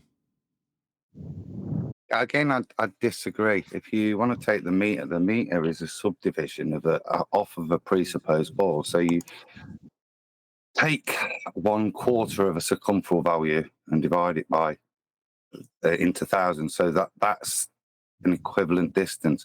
This is how they're quantified initially. You then break it down using decimalized terms in the case of metric units, or an imperial ways in which they use a base 12 or a base 16. So, but initially, things are broken down into smaller. That's my point of opposition to you, and what I interjected with. It's not the reverse, which you suggested, that things are built up.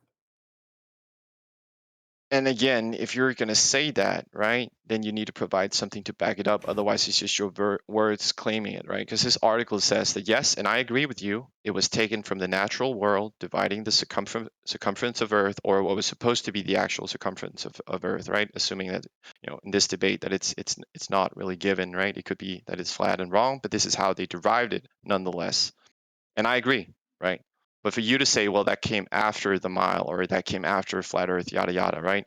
You still haven't provided anything for that. So for me to accept that and move on, I would still need to see a reference. So I'm waiting for that. It says it in your wiki reference.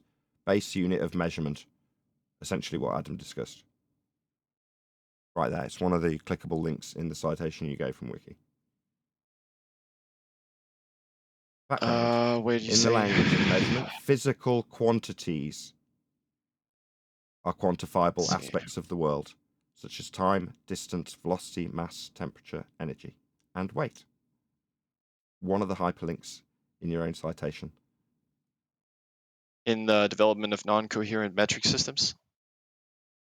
That section, correct? History of the metric system is what I got as your citation on wiki. Yeah, we're talking about this sublink, correct? Just so we're on the same page. Physical quantity. Base units, about the 6th paragraph down. Due to the instability of international prototype of the kilogram, a series of initiatives were undertaken starting in the late 20th century. In that paragraph, there's a hyperlink to base units. Wait, can you just link it? Yeah, you just link your citation. Since it's no. This is a sublink, so that would be a new citation. That's how it works, right? So yeah go ahead and link it, please. Okay, fine.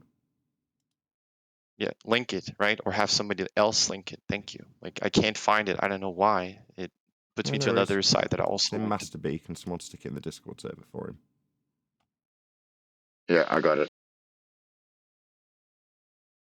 And while we're sorry, waiting, guys, right? I'm going to have to just drop Nathan for a bit. I've got some at the shop, but I'm not running honest. It's just the work, I'm afraid. Yeah, no worries. Nick, 52 minutes after the hour. What does that mean? Is it commercial time or? Meanwhile, 52 minutes after the hour.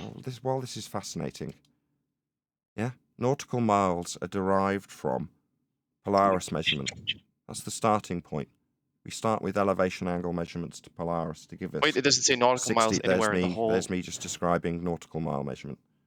1 degree It doesn't say for that. every 60 nautical miles. That is the measurement derived from how much Polaris drops towards the horizon as you back away from it. That's where we get nautical miles from. You might be correct, but it's you haven't cited it. It's just you saying it, right? And I asked for a citation. You haven't provided. So I'm asking again, can someone help this guy out, or can he, or somebody else? I'm too lazy, so I don't. You're too lazy to back up anything. Just explaining. Okay, cool. Yeah. So you're conceded I'm to going that to explain point. it hopefully with you talking straight through the top of it. Yeah, I don't need to. Feel free to check out whether or not I'm wrong, but I'm right. Okay, so you concede on that point. Thank you. No, not at all. Okay, so moving on. I'll put something to that, Nathan. Pardon? 53 minutes after the hour from Horizon, www.scientificamerican.com. What exactly is north? Right? Whoever's talking over AJ, How much are stop. Whoever's talking over AJ, just stop. Look, I might be too lazy because I know I'm right already, but AJ's decided to back this for me, so let him. Wait, hold on. Where's my money? Okay. Consequently, the angle between the northern horizon and Polaris is equal to the observer's latitude. For example, when viewed from the equator, 0 degrees latitude, Polaris lies on the northern horizon as the observer moves northward. Right? So, as per Nathan stated, we acquire latitude from horizontal angle measurements from the surface to Polaris. I get it. I get that's what the citation says. However, since we're very specifically honing in on the history of the unit's development, right, which was in fact what Nathan was pressing, is this came first, right? I don't see a year anywhere in that paragraph. So how does this help? It's your claim. You were the one claiming that. No, it's your claim. Hello? Are you not able to follow the conversation? You have other people provide links, and then you're still it seems losing? like I'm getting straight away chanted. 1v5. My bad. Obviously, I'm going to have to ask a moderator. This is insane. So, he made a claim. Can I that he would ask? back Earth's I'm not sure sphericity you can now, hear getting me. a white knight Can I ask chanting you guys through a me. question? Seems a white knight's chanting through me now, it would seem. He made a claim that he could prove Earth's sphericity. We've Why are gone you guys through doing this? point A, Why is it point happening? B, and point C so far. And point C's distance measurement will prove sphericity. This is his claim. Now, I have suggested that, contrary to his belief that he can offer up miles, kilometres, to suggest something that proves sphericity, they are a flat Earth prerequisite because they are flat distances, straight in nature. That is a fact. Now we're arguing about the history of miles and kilometres, and he's suggesting this is part of my claim. So what did I claim? Did I make an assertion that miles prove a flat Earth? I said that they're derived from flat Earth measurements after you used it as part of your claim for sphericity. Fact, they are straight line distances. Fact, they are not curving. Fact, we derive them from angle measurements to the stars. It's not my claim. Those are counterpoints to your positive assertion that white knights have got their mics wide open while I overcome it. Because so far there's nothing in this at all that offers any evidence whatsoever of sphericity. Zero. But what, it's my claim about the history of miles? You were the one who offered up miles. I pinned you on what your measurement was going to be. The words that crossed your lips were miles. Now it's suddenly my claim. Nah, mate. These are flat distances. Fact. These are derived from angles to stars. Fact. There's nothing in any of that that's spherical in any way, shape, or form. To back your claim that isn't mine. I haven't claimed it anything. Yeah, this isn't claiming or proving sphericity by any chance, because that was what you were doing. It's not my claim. Hope that's clear. It's not clear at all. Here's why. Give me 20 seconds without interrupting or muting, right? So you pressed me on the unit of measurement that I offered up, which was amongst many miles, right? Not the only one and not the first one either, right? You pressed me and said, well, you're using now flat Earth terminology to prove your point. So by extension of that, you're affirming a flat Earth position, therefore debunk. That it was clearly stated, the whole room heard it. Then I pressed you back and said, no, for you to say that, you would either have to reference it or I would have no counter reference. I did provide a counter reference. We did look at it. You didn't provide a reference. We couldn't, some guy tried to help you out. It didn't really support yours. And now you're trying to, trace back to where we started off and say, well, this was whole a big detour. Yeah, it was a big detour because you made it one. That's why I said 1 inch progress at a time. But we were making progress because the whole room could see, well, you're shaking, your position is crumbling, right? Thank you. Okay, 20 no, seconds my up. bad. Fair enough. May I respond in my crumbling, weakening position? In this history of metric system, can you point me to where Earth is measured spherical in the description, please? It doesn't matter at all. So, to conclude, it's non sequitur to your claim that this description of measurement of distance of miles after clarity being offered after me asking has no connection to proving sphericity. I see. No. The distance has connection. Where does it say that absolutely, in this which is what's citation, claimed, please? right? But That was my... the unit. Excuse me, I'd just like to reiterate my question. Where does it say that? Please. In the history of the metric system, where does it say that in this reference, please? Where does it say what? The sphericity will be referenced for the distance in metric, aka kilometers. Where does it say that it's a spherical based system? So, well, let's go back. I closed it off. Let me click it. There's no need to rush this conversation. We can take our time.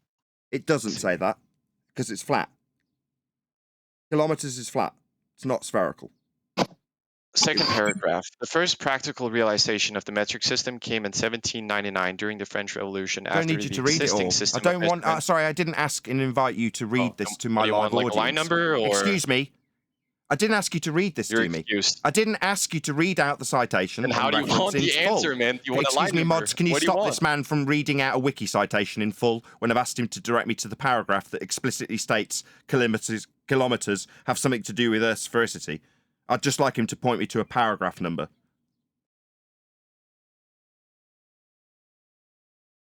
Right. Okay. So, second paragraph, fourth line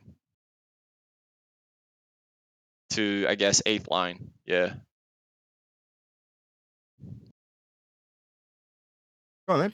Read it out.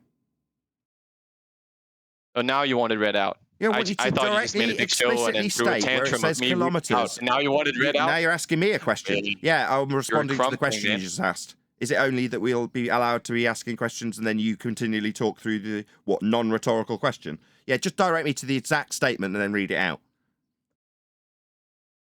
Yeah, if you're not understanding, Nick, he wants to read along to what you're actually stating, so you need to point out in your citation where you're reading from. The bit that says Earth being I did that. spherical gives I us gave you line. kilometers. He asked for a line number. I gave him a line number. Oh, now read it out so he can read along. Read it out so that we can all hear it, and he can, and everybody. That's what I did to begin with. Read And you cut along. me off and said, mute me for reading out art. It doesn't seem that this citation says anything about kilometers having anything to do with sphericity while the rumpusing obfuscation begins. So in a very calm manner, I'll tell my audience there is no reference to kilometers being spherical in any way, shape or form in this reference. The obfuscation tactics that he's now employing aren't going to change that. Okay, Nick, I'm going to explain to you how you present a citation. You need to say from Wikipedia, yeah? Second paragraph, third line down, and it says the basic units were taken from, okay? So that we can read along to what you're reading out. Thank you. Can we please start again? Citation taken from Wikipedia, second paragraph, line 4, midway through, starting with, the basic units were taken from the natural world. The unit of length, the meter, was based on the dimensions of Earth, and the unit of mass, the kilogram, was based on the mass of volume of water in 1 liter, a cubic decimeter.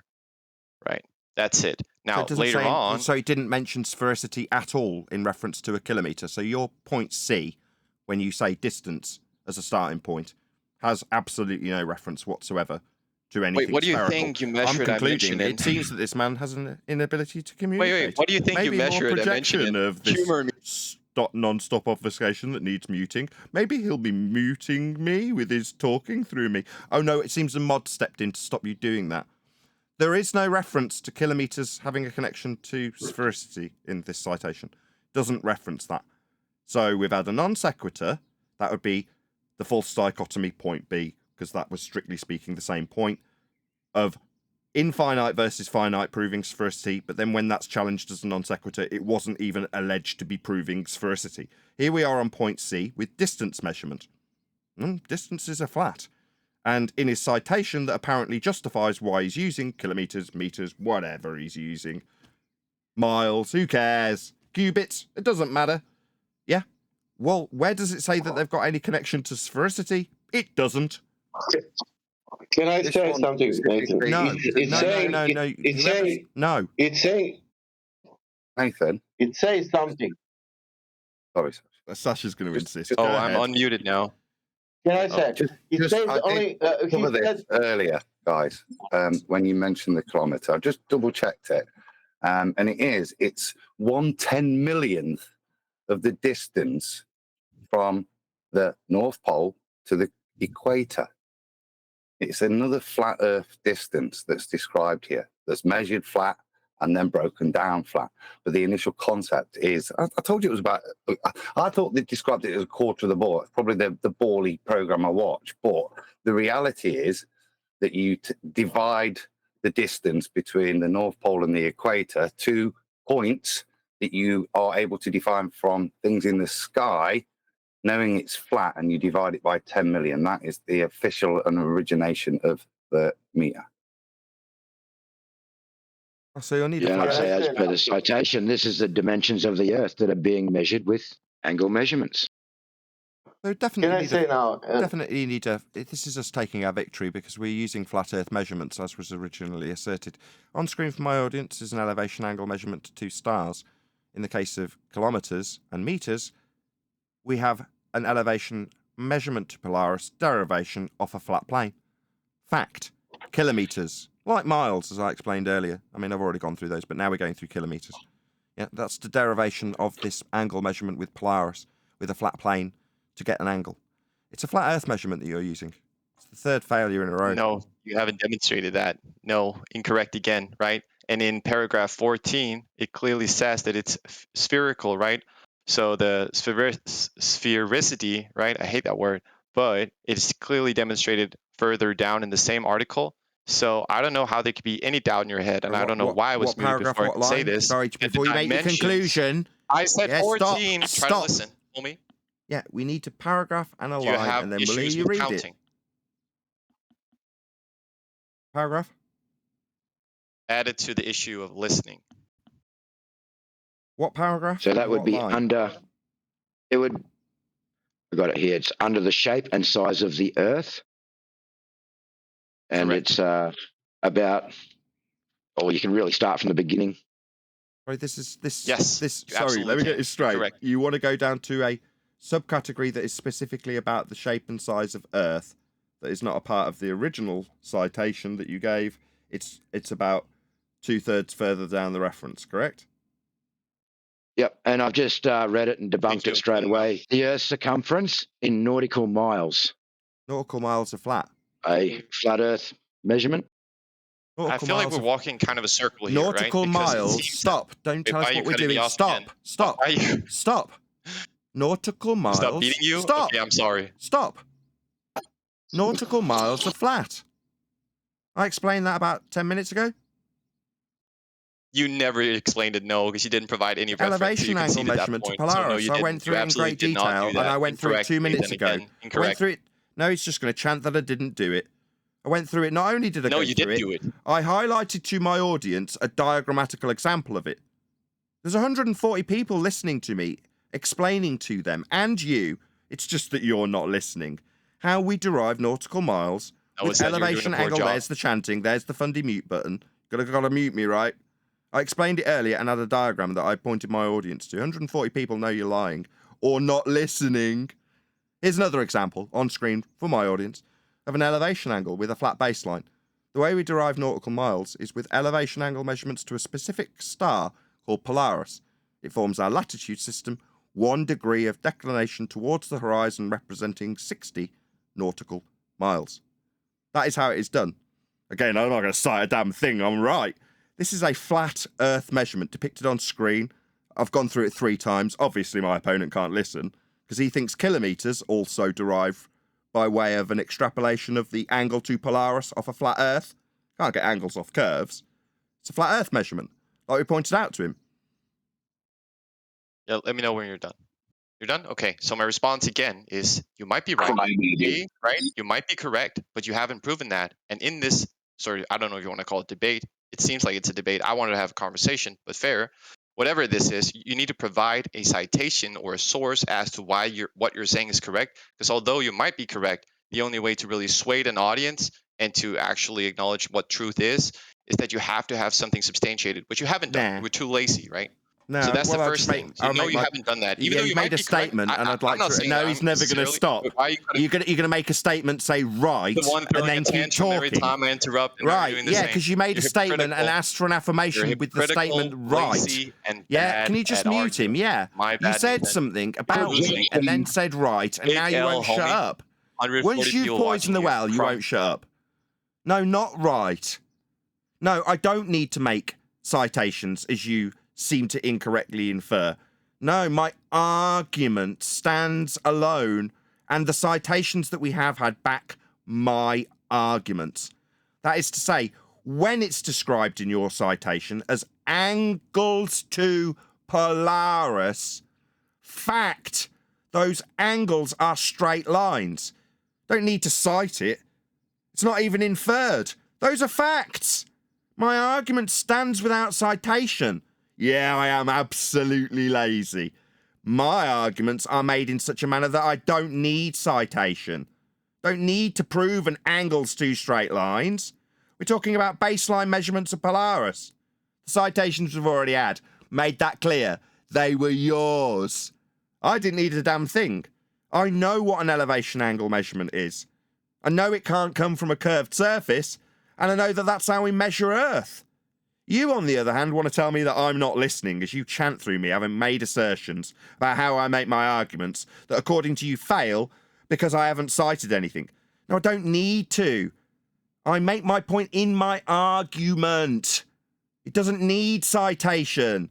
You, on the other hand, have relied on citing things prior to making a damn claim, and then when we have a look at your citations that prove nothing, they don't prove anything beyond my assertions that didn't need citations, like angles to Polaris in your citation. Yeah, I made that as a statement of fact. Didn't make it as an argument. I'm stating facts. Hence, I don't need any citations when I win from my seat in my lazy reclining chair. No, I'm not going to get anything. My argument stands alone. I proved my point in my argument. Don't need any citations. And when I do get them from my opponent, I'll point out, yeah, see that angle to Polaris? Derivation for kilometres? That's a flat Earth measurement, just like I stated as a fact, because it is.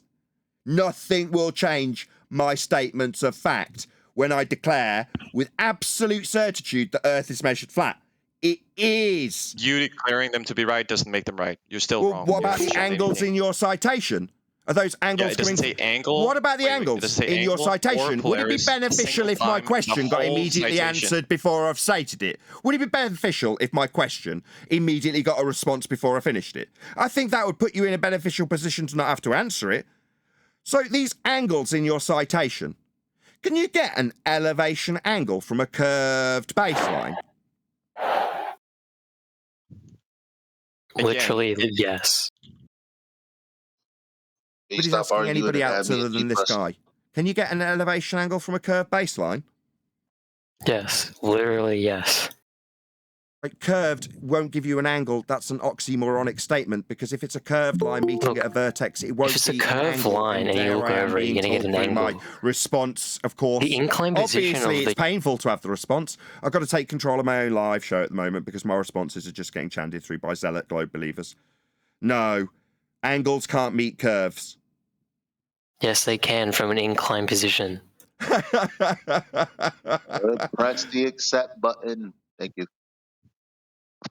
No, they cannot. No, angle is defined as two straight lines meeting at a vertex. An angle cannot meet a Yes, curve. and when you look at it from an incline position, it gives you an angle. Is this a different guy? From Why a am I talking to a curve. different guy? What's going on? Is this guy White Knight? I mean, you brought in more people. Teams?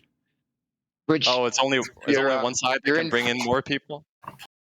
Which you're in the middle of a conversation. I think we should be allowing more people to join in. Yeah, I would like this guy to help me out. You think you need a white knight? Those angles, I was talking to you about these angles in your citation. I wasn't talking to another guy about his citation. I was talking about your angles to Polaris and asking you. Yeah, I'm if you following, can, and you and brought in maybe more if the people when question you gets crumbled, interrupted for a so second now time, you I'm won't have just to answer following a it. friend. Maybe if Following a I friend. have to Are you control afraid? my own line so that my audience can hear that this is the second attempt to interrupt the question about where the angles to Polaris come from and whether or not they can be acquired from curved baselines. I asked this gentleman because his citations had angles to Polaris specifically mentioned, while accusing me of needing citations. His citations, and there's a lot of white noise from somebody who obviously doesn't like this.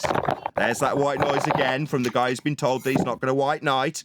Can you mute that guy, the guy at the top of this, Twitch Nort, because he's decided he's going to cause audio chaos as a white knight. Thank you.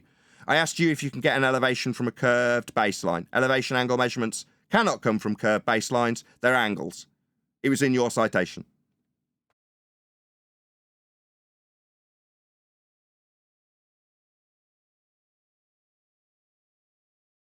Nothing? Just the white knights? Maybe we can move on? I'll conclude then. No, elevation angle measurements can only come from a flat baseline. That is what they are. An elevation angle measurement, as in the case of the derivation for kilometers, a derivation of the angle to Polaris. That's an elevation angle measurement. An imaginary line between you and Polaris, and a horizontal plane that the observer is standing on. That is what an elevation angle measurement is.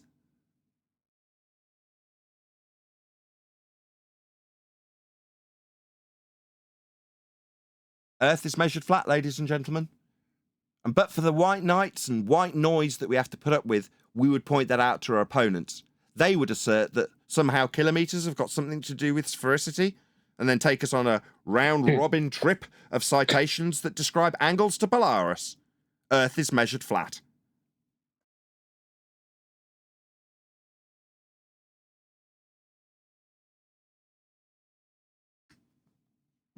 Oh, finally, I could talk. So no, I'm not done, and you're incorrect. And no, nowhere in my citation at all did it say either angle. You can control F or Polaris, right?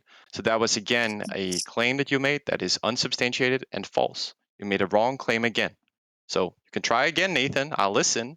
You're making a fool out of yourself, and if you're going to claim victory off muting me, then it's very apparent who really won, right? Don't you Do you think? want to direct us for your claim where it tells us sphericity? No, you just made a claim. No, you are being refuted. Can you back it up, or are you going to concede again?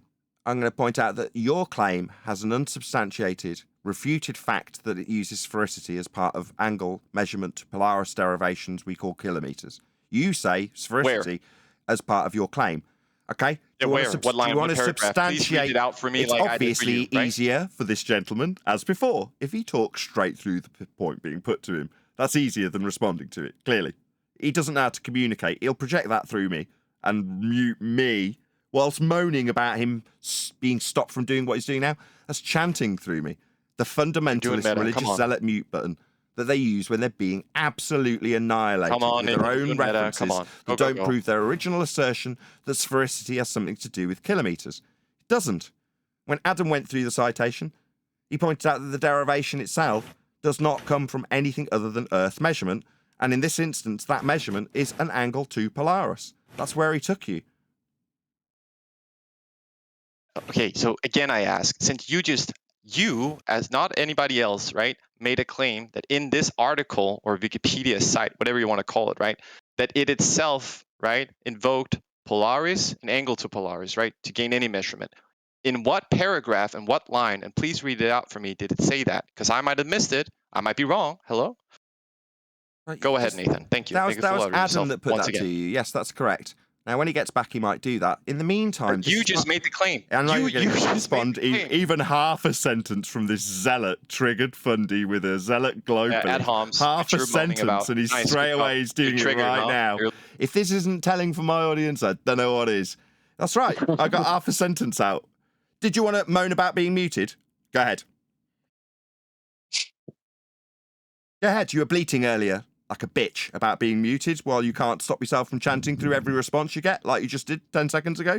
Go ahead, moan. I'm waiting. I'm waiting for what I want you to moan. Go ahead. Do you want to moan about being muted? Do you want to moan? Go ahead. Now's your time. Moan. No, I'm just waiting for what I asked. Yeah, so yeah, please you're provide stuttering. Yeah, or you're concede. being muted because you're interrupting people while they put things back to Yeah, you. so go ahead. That Give would me be to the say that answer. I'm Adam waiting. asserted that, and I pointed out to you that this is part of your original positive assertion that kilometres and distance, point C on your list after a non sequitur fallacy and false dichotomy fallacy was asserted and then denied by yourself as ever being claimed to prove sphericity. We then got on to distance measurement. I asserted the angular relationship with Polaris with nautical miles. Adam asserted that there's a derivation that he referenced. He's not here to back what he said, unfortunately. Perhaps that's why you're doing I'm it. back. Nevertheless, he's back. You've been asked to All right, substantiate so- your now apparently positive Yeah, claims. since you want to cut me off when you bring in multiple Since I'm points, I kind of want to re-inviting do the Adam same. to substantiate that which you've asked for, maybe it'd be better if you now chant through this. Maybe I'll have to I'll close wait. the line It's to fine. Discord so Adam can lay it down while he doesn't listen to it. We'll have to see how it goes. He's using his fundamentalist religious zealot mute button. As Adam he reintroduces himself, he detects something bad's going to happen. Go ahead, Adam. We'll see how quickly. I'm not in Can the people Discord, just answer the obviously, questions? but, I want what I've to see where done this goes. If somebody was asking me for a reference, and so No. I was asking Nathan put since it- he's the one who carried on the statement, right? I'm not arguing multiple people since you guys took issue with that when I brought in someone else. I'm So not- thank I'm you. not- I'll I'm just not- be talking to I'm not- Nathan, or he can concede. Yeah, I don't want to talk with anybody else. I thought you'd ask for a reference to it. So I've put it in Master Yeah, B. from If there's him, anybody since it was that his claim. could- So if there's anybody Nick, that could stop. access Master B and then stick it to the guys in Yeah. Discord, I'd appreciate that. It's in but there that's now, from so that- Nick, from in the the BBC, so it just briefly outlines it. But I mean, if more details required, then I could. But I mean, it states the point I make, and it talks about how it's done from the Paris Observatory. So you know, if more details Yeah, so required, Nick, in our chat, Can you at answer 18 the minutes, question though? it's a very minor point, Hang on, but it is stating that we're taking nature and how we quantifying a unit is taken from the natural world, which for Nick and Hugh in the chat at 18 minutes past the hour is a citation that Adam's dropped. You guys take your time with that. I'll shout out a few super chats while that's going on. So shout out to Roger Ledwell, who says, I'm not saying anything. I just want to hear what your answer is. I see it because I'm trying to listen to the debate. shout out to Roger Ledwell. He says, for little right angle triangle. Thank you very much for the super chat. Flat Out Truth also shout out to you. Thank you for the super chat. It says, duck, dog, dodge, dive. The earth is measured flat. Thank you very much also for the super chat. Steampunk Punk says, flat smacked Narnia genie. Thank you for the super chat. Another shout out to Roger Ledwell, who says, lamp, and candle. Thank you for the super chat. Also, Unitox Femu, thank you for the super chat. He says, sun has nothing to do with the surface of Earth. Really appreciate the support. Thank you very much indeed. Here's for keeping your... No, I'm going to have to extend this just a bit longer. Here's for keeping the show going. Love your work. Looking forward to the book. Thank you. Thank you so far for the super chat. Really appreciate it. And last but by no means least, Roger Ledwell with a double super chat. He says, Adam Meakin, ladies and gentlemen. And also Roger Ledwell again. Sorry about the T, Adam Meakin. Have one on me. Okay, Thanks, thank you. That's it. Thank you for the super chat. just one thing, if I could add to it, I just read the next paragraph. So, Jean-Baptiste Joseph and Pierre Michan. This is the line that these two astronomers set out to measure from Paris in 1792. You see how they're measuring it? How they're measuring it? They're using Do I need to the bring this heaven. up? Sorry. You can pull it up. It's just it's a very basic point. Just that to differentiate a kilometre, that its derivation is not through the heavens, is it's false. It's done in the same way. It's just based on a principle of 1/10 millionth instead of the imperial route, which is mile based. And even that, you see, everything comes from the heavens, though, isn't it? And that's the point. So hopefully that's demonstrated to the gent, and you can move on, knowing that kilometers, meters are flat Earth measurements. Where does it say that in this? I've got the sketch of them doing an angle measurement to the star, presumably by small scale depiction. Yeah, it's just above the picture of the observatory and between the picture of the jars and So third, just over halfway down. What am I looking for? Although the Paris Observatory is not currently open, so halfway down that paragraph, it says, this is the line that the two astronomers set out from Paris to measure in 1792.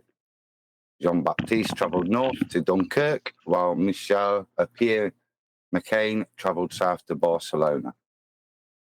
That this is the Paris Meridian line that they're plotting out, which will be the distance from the North Pole to the equator. How do you mark the equator?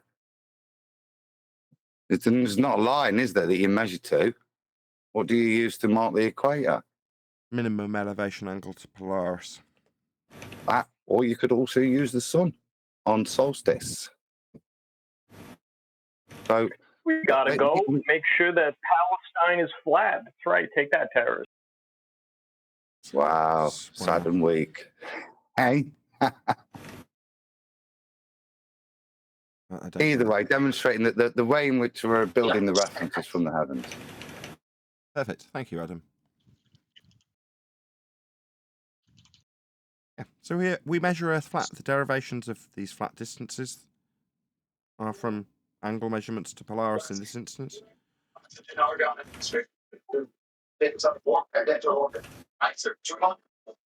Stands by to transport the blood directly in the public. Activate on the surface. Have security for the observation power fluctuation in the deflector array. Calls. Am I the only one hearing that? Marking. They're trying to realign the emitters. Finn. Cool. So now we're. Oh, never mind. Nah, go ahead. Sorry. Yeah. So now we covered that. Maybe get some baselines in order here. So I don't mind multiple people joining in and helping you out, right? But I do mind me not being able to have the same privileges, dude, right? Stop So with your moderating no. and Wait, I think this is a fair point. Dude, you cry so much. I don't cry. I'm just establishing baselines. It's a boy who cried wolf. Now look that up, AT. Read about what happens when the boy cries wolf. I'm gonna beat up the wolf, and I'm beating up all of you. So come at me. But I don't mind assistance as well. With your flat Earth measurements, is that how you're beating us up with? I mean, you haven't demonstrated that they are flat Earth measurements still. You've linked an article, but you haven't said which paragraph, and you haven't read out the line. You have to use your brain, Nick. You have to think No, about because the that problem. wasn't good enough when I did it. So wolves come at me, but you're getting wrecked, all of you. Why is this all ad The hominem? word Like, spherical why is in your this not a article was your discussion? undoing, Nick. Because the word spherical appeared in your article, it contradicted your own claim. How? Yeah, you couldn't even bring yourself to. You couldn't even pronounce the word. It hurt I love so bad. this many people coming in. We need more. Come on, take me on, boys. Spurg out and yell at me. So what he's done? Can I say something really quick? What he's now done is invited audio chaos in the Discord server. So he's invited everybody to chirp in. Like, no. We have one at a time. One at a time. That's it. Now, when I'm asking you a direct question about acquiring an elevation angle from a curved baseline, somebody else jumped in and started answering the question on your behalf. Now, you're saying that's unreasonable because I've got Adam jumping in, answering questions on my behalf when I'm not asking him to. Yes, precisely. That's exactly my criticism of you. Yeah, Thank you. I have to control quite a lot of people. That's right. Most of them aren't being invited to jump in at any given time. When they do, we still have to listen to it. And once it makes its way to air, like all the fundy muting and rumpusing that you just incited, yeah, that still happened, didn't it? Not a lot I can do about that. What am I going to do? Turn back time and turn off all of that chaos you just caused? No, I mean, sometimes the guests will invite white knighting to help them when they're being asked about elevation, angle, measurement, acquisition from a curved baseline. Sometimes they'll invite the white knights because it's only fair, because Adam helped me, didn't he? That's garbage. Why didn't you just answer the question? Well, because it's not really a one-on-one anymore, is it, Nathan? Right Every now, time you you're see, in I a can't control chokehold the and I guy got who's you, just somebody interrupted comes from my in and panel. pulls I me can't off, stop that. right? I mean, you're getting wrecked. Oh, now you're over-talking again. No, Are somebody you a from my man, baby? panel. Can you not carry a conversation? No, somebody from my panel has decided when I'm asking you a question that will be their time to interrupt. I can't do much about that. I'm not looking at that screen at that moment, so I don't know who it is. Just tell them off. That's what happened. We were surrounded by a lot of people. Doesn't change that there's an elevation angle measurement that can only come from a flat Earth for your claim that hasn't been substantiated for the sphericity connected to kilometres. That's your claim. You were making it. You didn't substantiate it. You've had rebuttals, and every time you have one, you say, well, this is your claim then. No, that's a rebuttal. The burden's still on you. So far, this has been a lot of non-proof Yes, of so the veracity. problem is, again, you're incorrect, and here's why, right?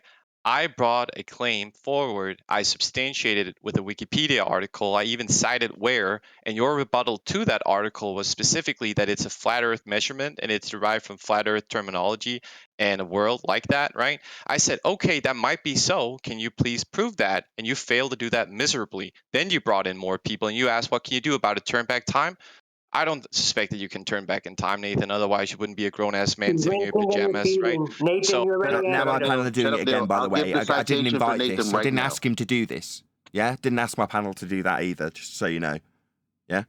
Meanwhile, you say it's Shut up, Eli. Shut up myself. Sorry, Nathan. Well, What close out is this going live on? show.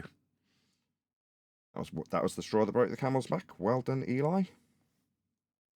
I'm not going to have a consistent conversation with this gentleman. You guys have decided otherwise. Okay?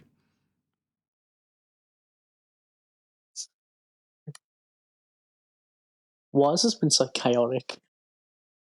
Lots of Because triggered we have an people. Elmer Fudd sophist moron globetard that likes to argue minutia. He doesn't even know what. Can he define what a mile is for us, please? Define. Sorry, a Kiwi, what's just mile. happened is somebody asked you a direct question, you answered it, and then started to ask a new question after being invited to answer something. And the moment you started asking, the person that originally invited your answer started saying, whoa, whoa, whoa, so that your question couldn't be heard. Just so we're clear, what that gentleman in the Discord server just did is known as the fundamentalist religious zealot mute button. Oh, there's a question coming. This might leave us absolutely screwed as globe believers. Better chant through the top of this immediately. Let's try that. Let's try that with Quantum Eraser one more time. See how you get on, QE. Hey, Nick, the deck. Define mile. Oh shit, I'm unmuted again. Wait, Serious why tone. is this all insults? Like, can it be civil? Define mile. Oh, now they started yelling. This is great. Define mile, It's Nancy. a unit. Yeah, I was, but you cut me off. What? It's a unit of measurement. No, it's a unit of linear measure from Oxford Languages, Oxford Dictionary. Define linear, Nick. Wait, let's pull up the Oxford Dictionary first. Let's go from there. Give me 1 sec. Wait, who am I talking to, by the way? This isn't Nathan, is it?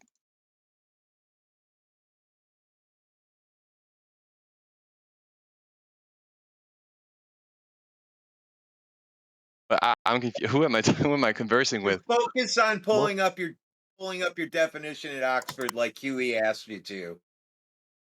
Yeah, I'm doing that simultaneously. Is it Oxford reference? I can't find it in the Oxford Dictionary. Maybe I'm spurring it out. Let me see. Mile Oxford Dictionary.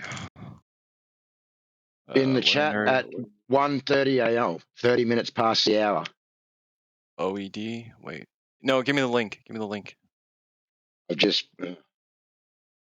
You just compromised yourself, sir. With your Elmer Fudd sophistry, you don't know what a mile is. Thank you. Appreciate it. It's not a unit of measurement. Wow. Is that incorrect? That's crazy. Linear. I mean, you can build on the definition, sure, but calling me wrong is incorrect. You're wrong. Linear. You ain't building You're yelling. crap. It's the definition of it, moron. The link is in the. Yeah, link's posted. Direct link, as QE said, from Oxford Languages, a unit of linear measurement equal to 1,760 yards. Define linear, Nick. I still haven't gotten the link, so I'm not ready to move on. You gave me a Google It's link. in the chat. Oh, at it's 30 Googling. minutes. Little Nancy. Elmer I don't know why Fudd, you're stressing. sophist This of doesn't have to minutia. move at a rapid pace. We Elmer can take a Fudd, chill, man. sophist of minutia. A mile. There It's is a no linear minutia. measure. I'm slowing it. A Okay, dude, linear keep yelling. measure, You're getting wrecked, Nick. dude. What Can we does calm down? linear mean, Nick? Now I we're think back in second grade. You gotta Nick. blow off some steam first. Let him go. What's linear, Nick? You're already compromised. Say goodnight. Prosecution rests. Well, I would say linear without looking up a definition would just be a consistent line with no curvature or diversion in angle. Welcome to Flat Earth, I'm Nick. sure there's Welcome to Flat Earth. So miles are flat then. wait. So welcome Linear. to Flat Earth. Excuse me, I'll That's just like take. saying I'll just take my victory dance. I mean, I could be accused of Wait, there's no lazy. victory I could dance. be having the fundamentalist religious zealot mute button on used on me right now. I mean, you can have the mental I institution could just dance for declare you. my I mean, victory. I'm sure you So without curvature means they're flat. can call it a victory. I mean, I because it's a could. big You L could chant through my victory. It's almost like you win if you keep talking. Eventually, you'll have to be muted by a server operator. Because if it doesn't have curvature, it's flat. Like I said originally. Like I proved when you said miles and I said that's flat. It's a flat, straight distance. Like without curvature. Like linear. Yeah, now we're at the definition of mile. Yeah, someone else had to get there. I didn't give a toss. I already knew it was flat and level and wouldn't ever be curving and you'd never cite anything to back your claim that somehow distance measurement has something to do with sphericity. That being your claim will never be substantiated with sphericity. We'll twist it and mute people and claim that we can take our time failing to substantiate a sphere that has kilometers somehow associated with it. It doesn't. It's a straight, flat distance like all of them. But that just means your claim hasn't been substantiated. It fails. We're not backing sphericity. Earth's measured flat, like with miles. The very mention of miles proves Earth's flat. It's not curving. So, in conclusion, Earth measured flat at the very outset of this fundamentalist zealot religious believer and his assertion that he's going to prove his claim of sphericity with a non sequitur of infinite versus finite in false dichotomy and distance measurement, which is flat. So before we've done anything, we need flat Earth distance measurement and him interrupting that very painful conclusion. What was it? My inability to communicate that led you to interrupt that conclusion? That Earth is measured flat? Yes. Perhaps it was painful to hear that conclusion. That is the conclusion with our linear miles that aren't curving. That definitely are flat as originally asserted. No, ladies and gentlemen, I'll just close the line to Discord as this zealot uses his mute button on me, in the vain hope that this will give him the win, when his non-curving miles will be used at the outset of his globe assertion. We'll just need a little bit of flat Earth to move this globe claim forward, even though this little bit of flat Earth is supposed to be the assertion that kilometres have something to do with sphericity. They don't. None of it does. Miles, kilometres, cubits, I don't care what you use, it's all flat. That's why the maps are all flat, by the way, because they all tally with the angle measurements to the stars that are used and plotted when we navigate the surface that's flat, so that they match with any measurements that we'll do. That'll be angles off a flat surface. That's why they have to be all flat. Yeah, there's me actually making a positive claim, by the way. Idle. Oh, that definitely needed a chanting fundy zealot to chant through it now, didn't it?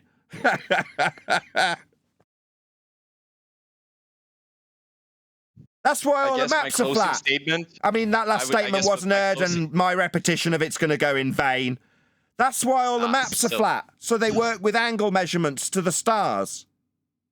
So this is my closing statement, dude. right? Just get I guess. Sorry, I just made my closing statement that's been completely ignored, and you think you get to take a victory dance? Miles, they're flat. We're measuring a flat Earth for you to move your non-sphere proving claim forward. You think this is your opportunity after completely ignoring me? To what, hand wave it and get on with your conclusion? No, Dumbo. You didn't win. You spent about half an hour arguing about distance measurement, thinking it was sphere-based. Again, like my closing statement would be this. You don't get one. You can have a belt. Sorry, you didn't win. Why do you think you get to make a closing statement, you complete numpty? Yeah. Scoreboard, bro. Maybe he's just giving his own eulogy, John. This is some millennial bullshit where everybody gets a trophy. And because everybody gets a trophy, I still get to stand on the podium and make a victory dance. No, mate, coming second is losing. You lost. There's no victory dance for you, Dumbo. You don't get a closing statement. Your miles are flat. Your kilometres are flat. Earth's measured flat. So far, you've offered up a false dichotomy of infinite versus finite. That was point A. Then you said that there was a follow-on to that, that justified why Earth was a sphere. That was your addition to that. That failed too, point B. Then point C is distance measurement. First opener, flat in all regards. That's the end conclusion of this discussion. You think you need to undermine that after the fact, or maybe chant through it so nobody in the Discord server can hear it. Yeah, my live audience gets to hear the actual conclusion by the winner, me. Earth measured flat, miles Nathan, straight and you're flat. also a millennial. Yeah, you're definitely going to chant through it. Everybody gets a trophy. Ooh, yeah. Shut this dickhead up. Nathan, Shut this let's dickhead go. up. Yeah. Shut this dickhead up. You lost, fucking dickhead. lose. Yeah, you lost, dickhead. Yeah, the conclusion's coming from the winner. You now having a little paddy because you didn't get a trophy isn't going to fly. Get lost. You lost. Badly. Took us on a little dance for quite a while, but it didn't change the flat Earth measurements you need.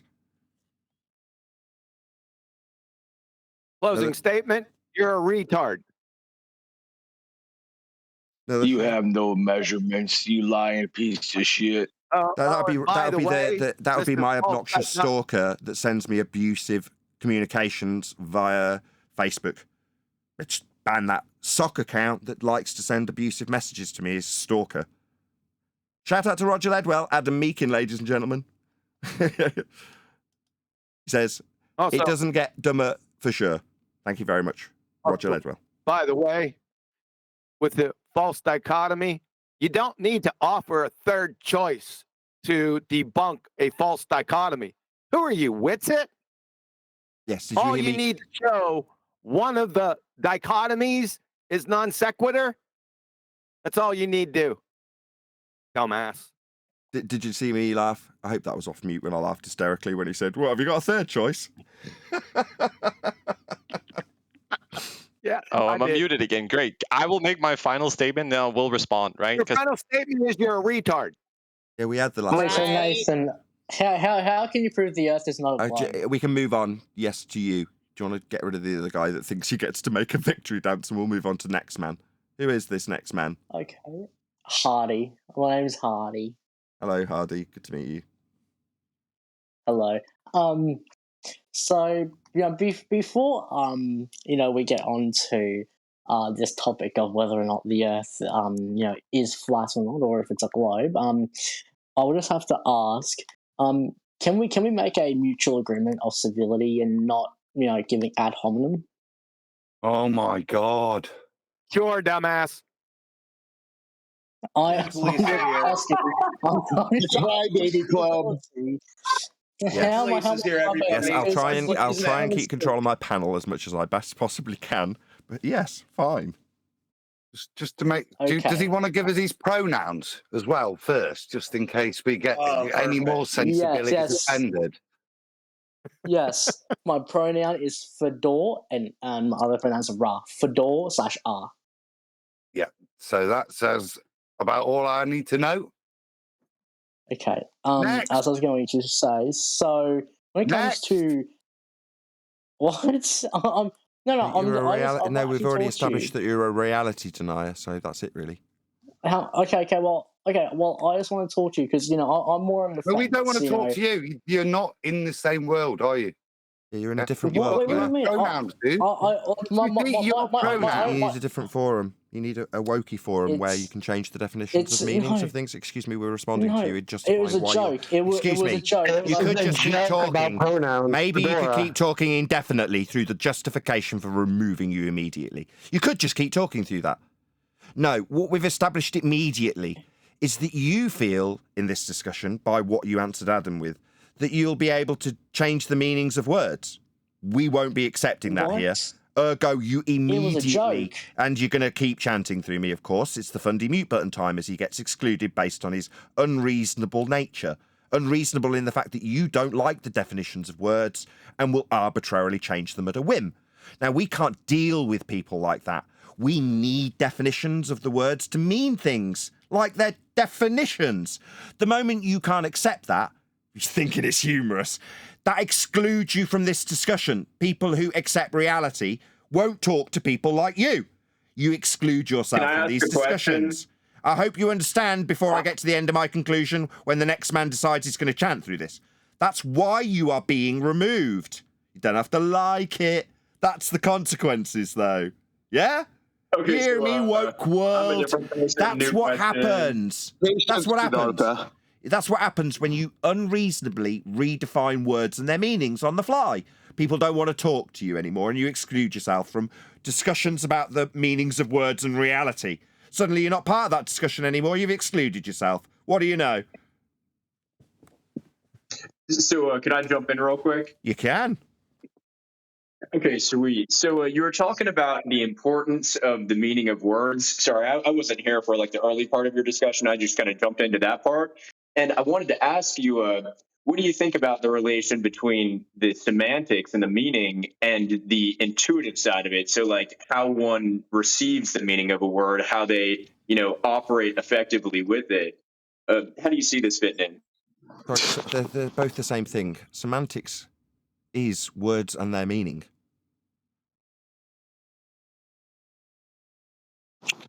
So, the guy who you would butted in classify- and was heard is confused about how words work. Well, I just wanted to ask, would you classify word like intuition as also words and their meaning? Do you know who you are? I'm human. No, where? Unless I'm an alien. Where you are. Do you know what this forum is? Flat Earth. Okay. Did you think it was an English forum? I assumed so. Like, I assume most of the people here are English speakers. No, it's not an English forum. We debate the nature of reality based on how Earth is measured. So because it's measured flat and there's an extrapolation of those measurements that turn into sphericity, a lot of people have reified that extrapolation of flat Earth measurements into believing the world actually has a curved surface to it. It doesn't, but that's what we debate here. Interesting. I guess like that would lend itself to kind of like, in my view, that would lend itself to breaking out of the semantics and really saying like, okay, this goes beyond semantics. Whether you are able to understand the language we're using or not, there's a general intuition to be found here, right? No, those two things are the same also. So it goes beyond words and their meaning and instead goes into language. What, like words and their meaning? That's semantics. You keep saying like there's a juxtaposition between words, meanings, language. These are all the same thing. Yes, they're very important, fundamental, critical, that we understand when we communicate with one another the information that we are communicating, that we understand and appreciate that words do have meanings and that we agree upon those meanings. That's called the Socratic method. Have you ever heard of that? I have heard of the Socratic method. The reason I brought up the distinction is I think when we're overemphasizing the semantics as opposed to the learning process, we may be kind of inclined to get into argument, to just speak past each other. But when we're speaking at the level of intuition, then that's less likely. So I guess like I see. Maybe like no, we don't deal with that here. We don't deal with people's intuition. Intuition? We don't care. Sorry, stop. Can I just respond to him? No, we don't deal with people's intuition. We can deal with things like scientific validity, that's empirical evidence, measurements, physical in nature. We can deal with things like that. People's feelings, intuition, we couldn't give a toss. That's all you do is feelings, Nathan Oakley. Could you remove my stalker? Sorry, could you remove my stalker that's sending abusive messages and continually joining the chat so he can continue to abuse me? Could you remove him, please? Thank you. When it comes to globetards or round earthers, generally, as opposed to having an intuitive understanding of what they're talking about, they would rather work off of conventional truths. So without doing the science themselves, they would say like the Earth is obviously round. That's intuitive. Everyone should know that. But they're relying on an intermediary science to do the learning for them. And I think this would be a good angle to approach this investigation or this conversation with. Yeah, other than you saying science when you actually mean pseudoscience, like the hijacking of the empirical method. But yeah, I completely agree. Shout out to Roger Ledwell. Well, no, I really do mean exactly that, though. It's like they're hijacking the empirical method so that they don't have to investigate things. Yeah, I'd agree with that. Yeah, much better paraphrasing. Yes, indeed. Well, I think we're on the same page then in a lot of ways. Like, you know, I was bringing up that distinction between semantics and intuition, and that's generally what I meant was like they're using semantics as a way to avoid investigation and calling it science, but obviously that's not how science works. Yeah, I kind of see what you're saying. Right, we're coming up on the 3 hours mark. I didn't intend this all to be live, but it has ended up being that way, as sometimes is the case. That's a train wreck, by the way. Words have precise meanings in science. Anne-Marie Helmstein, PhD, Biomedical Sciences. From the natural, synthetic, and artificial, DNA, PNA, and XNA. As in all scientific communication, precise language is essential for giving and receiving messages correctly. And by the way, your little appeal to round, yeah, the round and flat aren't mutually exclusive there. So everything you said was wrong. And this intuition nonsense, can you define intuition for everyone? He might be able to do that when he joins in either our own server or whichever server the after show goes in, because at this point I am going to say, if you are watching this on either Nathan Oakley 1980 or Nathan Oakley Premiering streams, then stay tuned, as there will be an after show to follow. Oh, gotcha. Yeah. Well, I guess like you guys got to wait like 30 seconds or more so you can end. Oh, okay. Yeah, Well, honestly, when I say, be hey bidding you Nathan, I'll farewell just like anyway. to say, Sorry. Here Nathan, I'll just say that before you do go, believing the Earth isn't round is about as true as saying.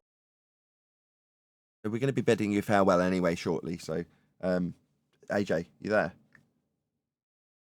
Yes, I'm here. Bet you're absolutely knackered, aren't you? A little bit. All good. You're a proud man. Thank you very much, AJ, for hosting today as every Fridays. That was been a corker. I really enjoyed that. Hopefully you did too. Hired, give him a shot in the arm. Let's go. Nah, we'll depart while we're still welcome, and we'll join our own here server. we go with this every week. But right, we're going to go to the Flat Earth Debate actual home from home, our home rather, server in a minute. But I do want to thank the server operator and the other mods that have, kept this show really, really good, and has been for the last, let's face it, probably 8 Fridays. It's awesome. So let's just thank them. We'll be in our own server in a minute. Come on. Thank you, hosts. You're Thank you. Yeah. My God. Yeah, just thanks, AJ. Appreciate it. We're concerned with your well-being, so we're going to leave. Just so you know, Kiwi, we've organised like a 3-hour time slot, because what we find ends up happening is afterwards everyone just starts going nuts and etc. So we allocated 3 hours. You're quite welcome to stay. We just have to open the room up as per sort of normal, where everyone can start speak. Going nuts. What's happened for the past hour? Oh, no, I guess We had like 6 people muted. No, AJ was doing well. So, do you guys usually discuss these on the other server, not on this one? 4 more hours. Yeah, we discussed this. This is a discussion. Yeah, we discussed this on the server when I'm in there. Yeah, look, it's discussed in this server all the time. Nathan's here to run a show. Exactly. Oh, can I get an invite to this other server? I'm only in this one. That's a bit of a conflict of interest. Can I just check that's okay? Is it No, okay? you're allowed. Yeah, I think the DM, like DM it. The bot, if you try to post it, anything in here. Yeah, the bot will delete it and they'll give you a warning. Yeah, you're free to DM me. My DMs are open. I don't blame it, right? No, that's totally unfair. I can't be recommending. I did subtly drop in the name to my other panel member, which is pushing it a little bit also. Like, this is your server, and I'm not going to try and poach people from it. That's, like, outrageous. Hence, I would expect Discord to ban someone saying, hey, join my other server in this server. Sod that. Hello? Anyway, I'm going to say thank you for having us. I'm pretty sure that's not against the rules. Like, as long as it's not in the side chat and you just post it to someone's DM, that's a private DM, it's not like considered poaching. Yeah, absolutely. No, I totally agree. I hope I didn't insinuate that was the case either. I'm just saying, if you were in someone else, if I was in like this live stream chat and I was like, oh, by the way, we've got a server If I was the mod of this, I'd be like, what the hell is he doing? Get lost. Get your own bloody audience to participate in your server. Yeah. Yeah, Nathan comes back on, I think, every Friday. I think he's scheduled to come back in the room every Friday. The 24/7 Flat Earth room is always up with people in there willing to discuss the topic. And very grateful I am that you've had us. Thank you so much, Politics server. For the servers that it's okay to list, there's a link in the VIP section that you link that comment to the chat, and it'll bring you right to the 24/7. What? Right, I'll leave you to sort out this administration. Thank you for having us. See you guys next Friday. Oh, I'm pretty Thanks for having us. Bye. Bye. Thank you for having us. See you next Friday. Bye. That was lovely, wasn't it? Didn't we all enjoy that? 25 minutes to get out of there. Jeez. I'm going to be rounding out this after show also very quickly because there's work to be done. By you? Well, kind of. If I do absolutely nothing and you guys are all around me, quite a lot often gets done. Right. You all up for doing that? Time for a glass of wine, I think. Okay. Oh, brother. Right, so I am going to round out this live show for realsies. Sorry, guys, in Discord. I said I was going to have more of a conversation. It's just I've actually got a scheduled thing to be doing right about now in 5 minutes.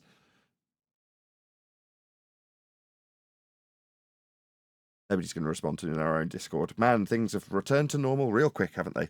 Right, with that, I'm going to say another huge, massive, enormous thank you to both Discord and G+ panels for making today's after show possible. And of course, a massive thank you to all of you in either Nathan Oakley 1980 or Nathan Oakley premiering streams, hopefully smashing the super chat, liking, commenting, sharing, subscribing, joining as a Nathan Oakley 1980 channel member, and all that good stuff. I've been Nathan Oakley, and I will see you all in the next video.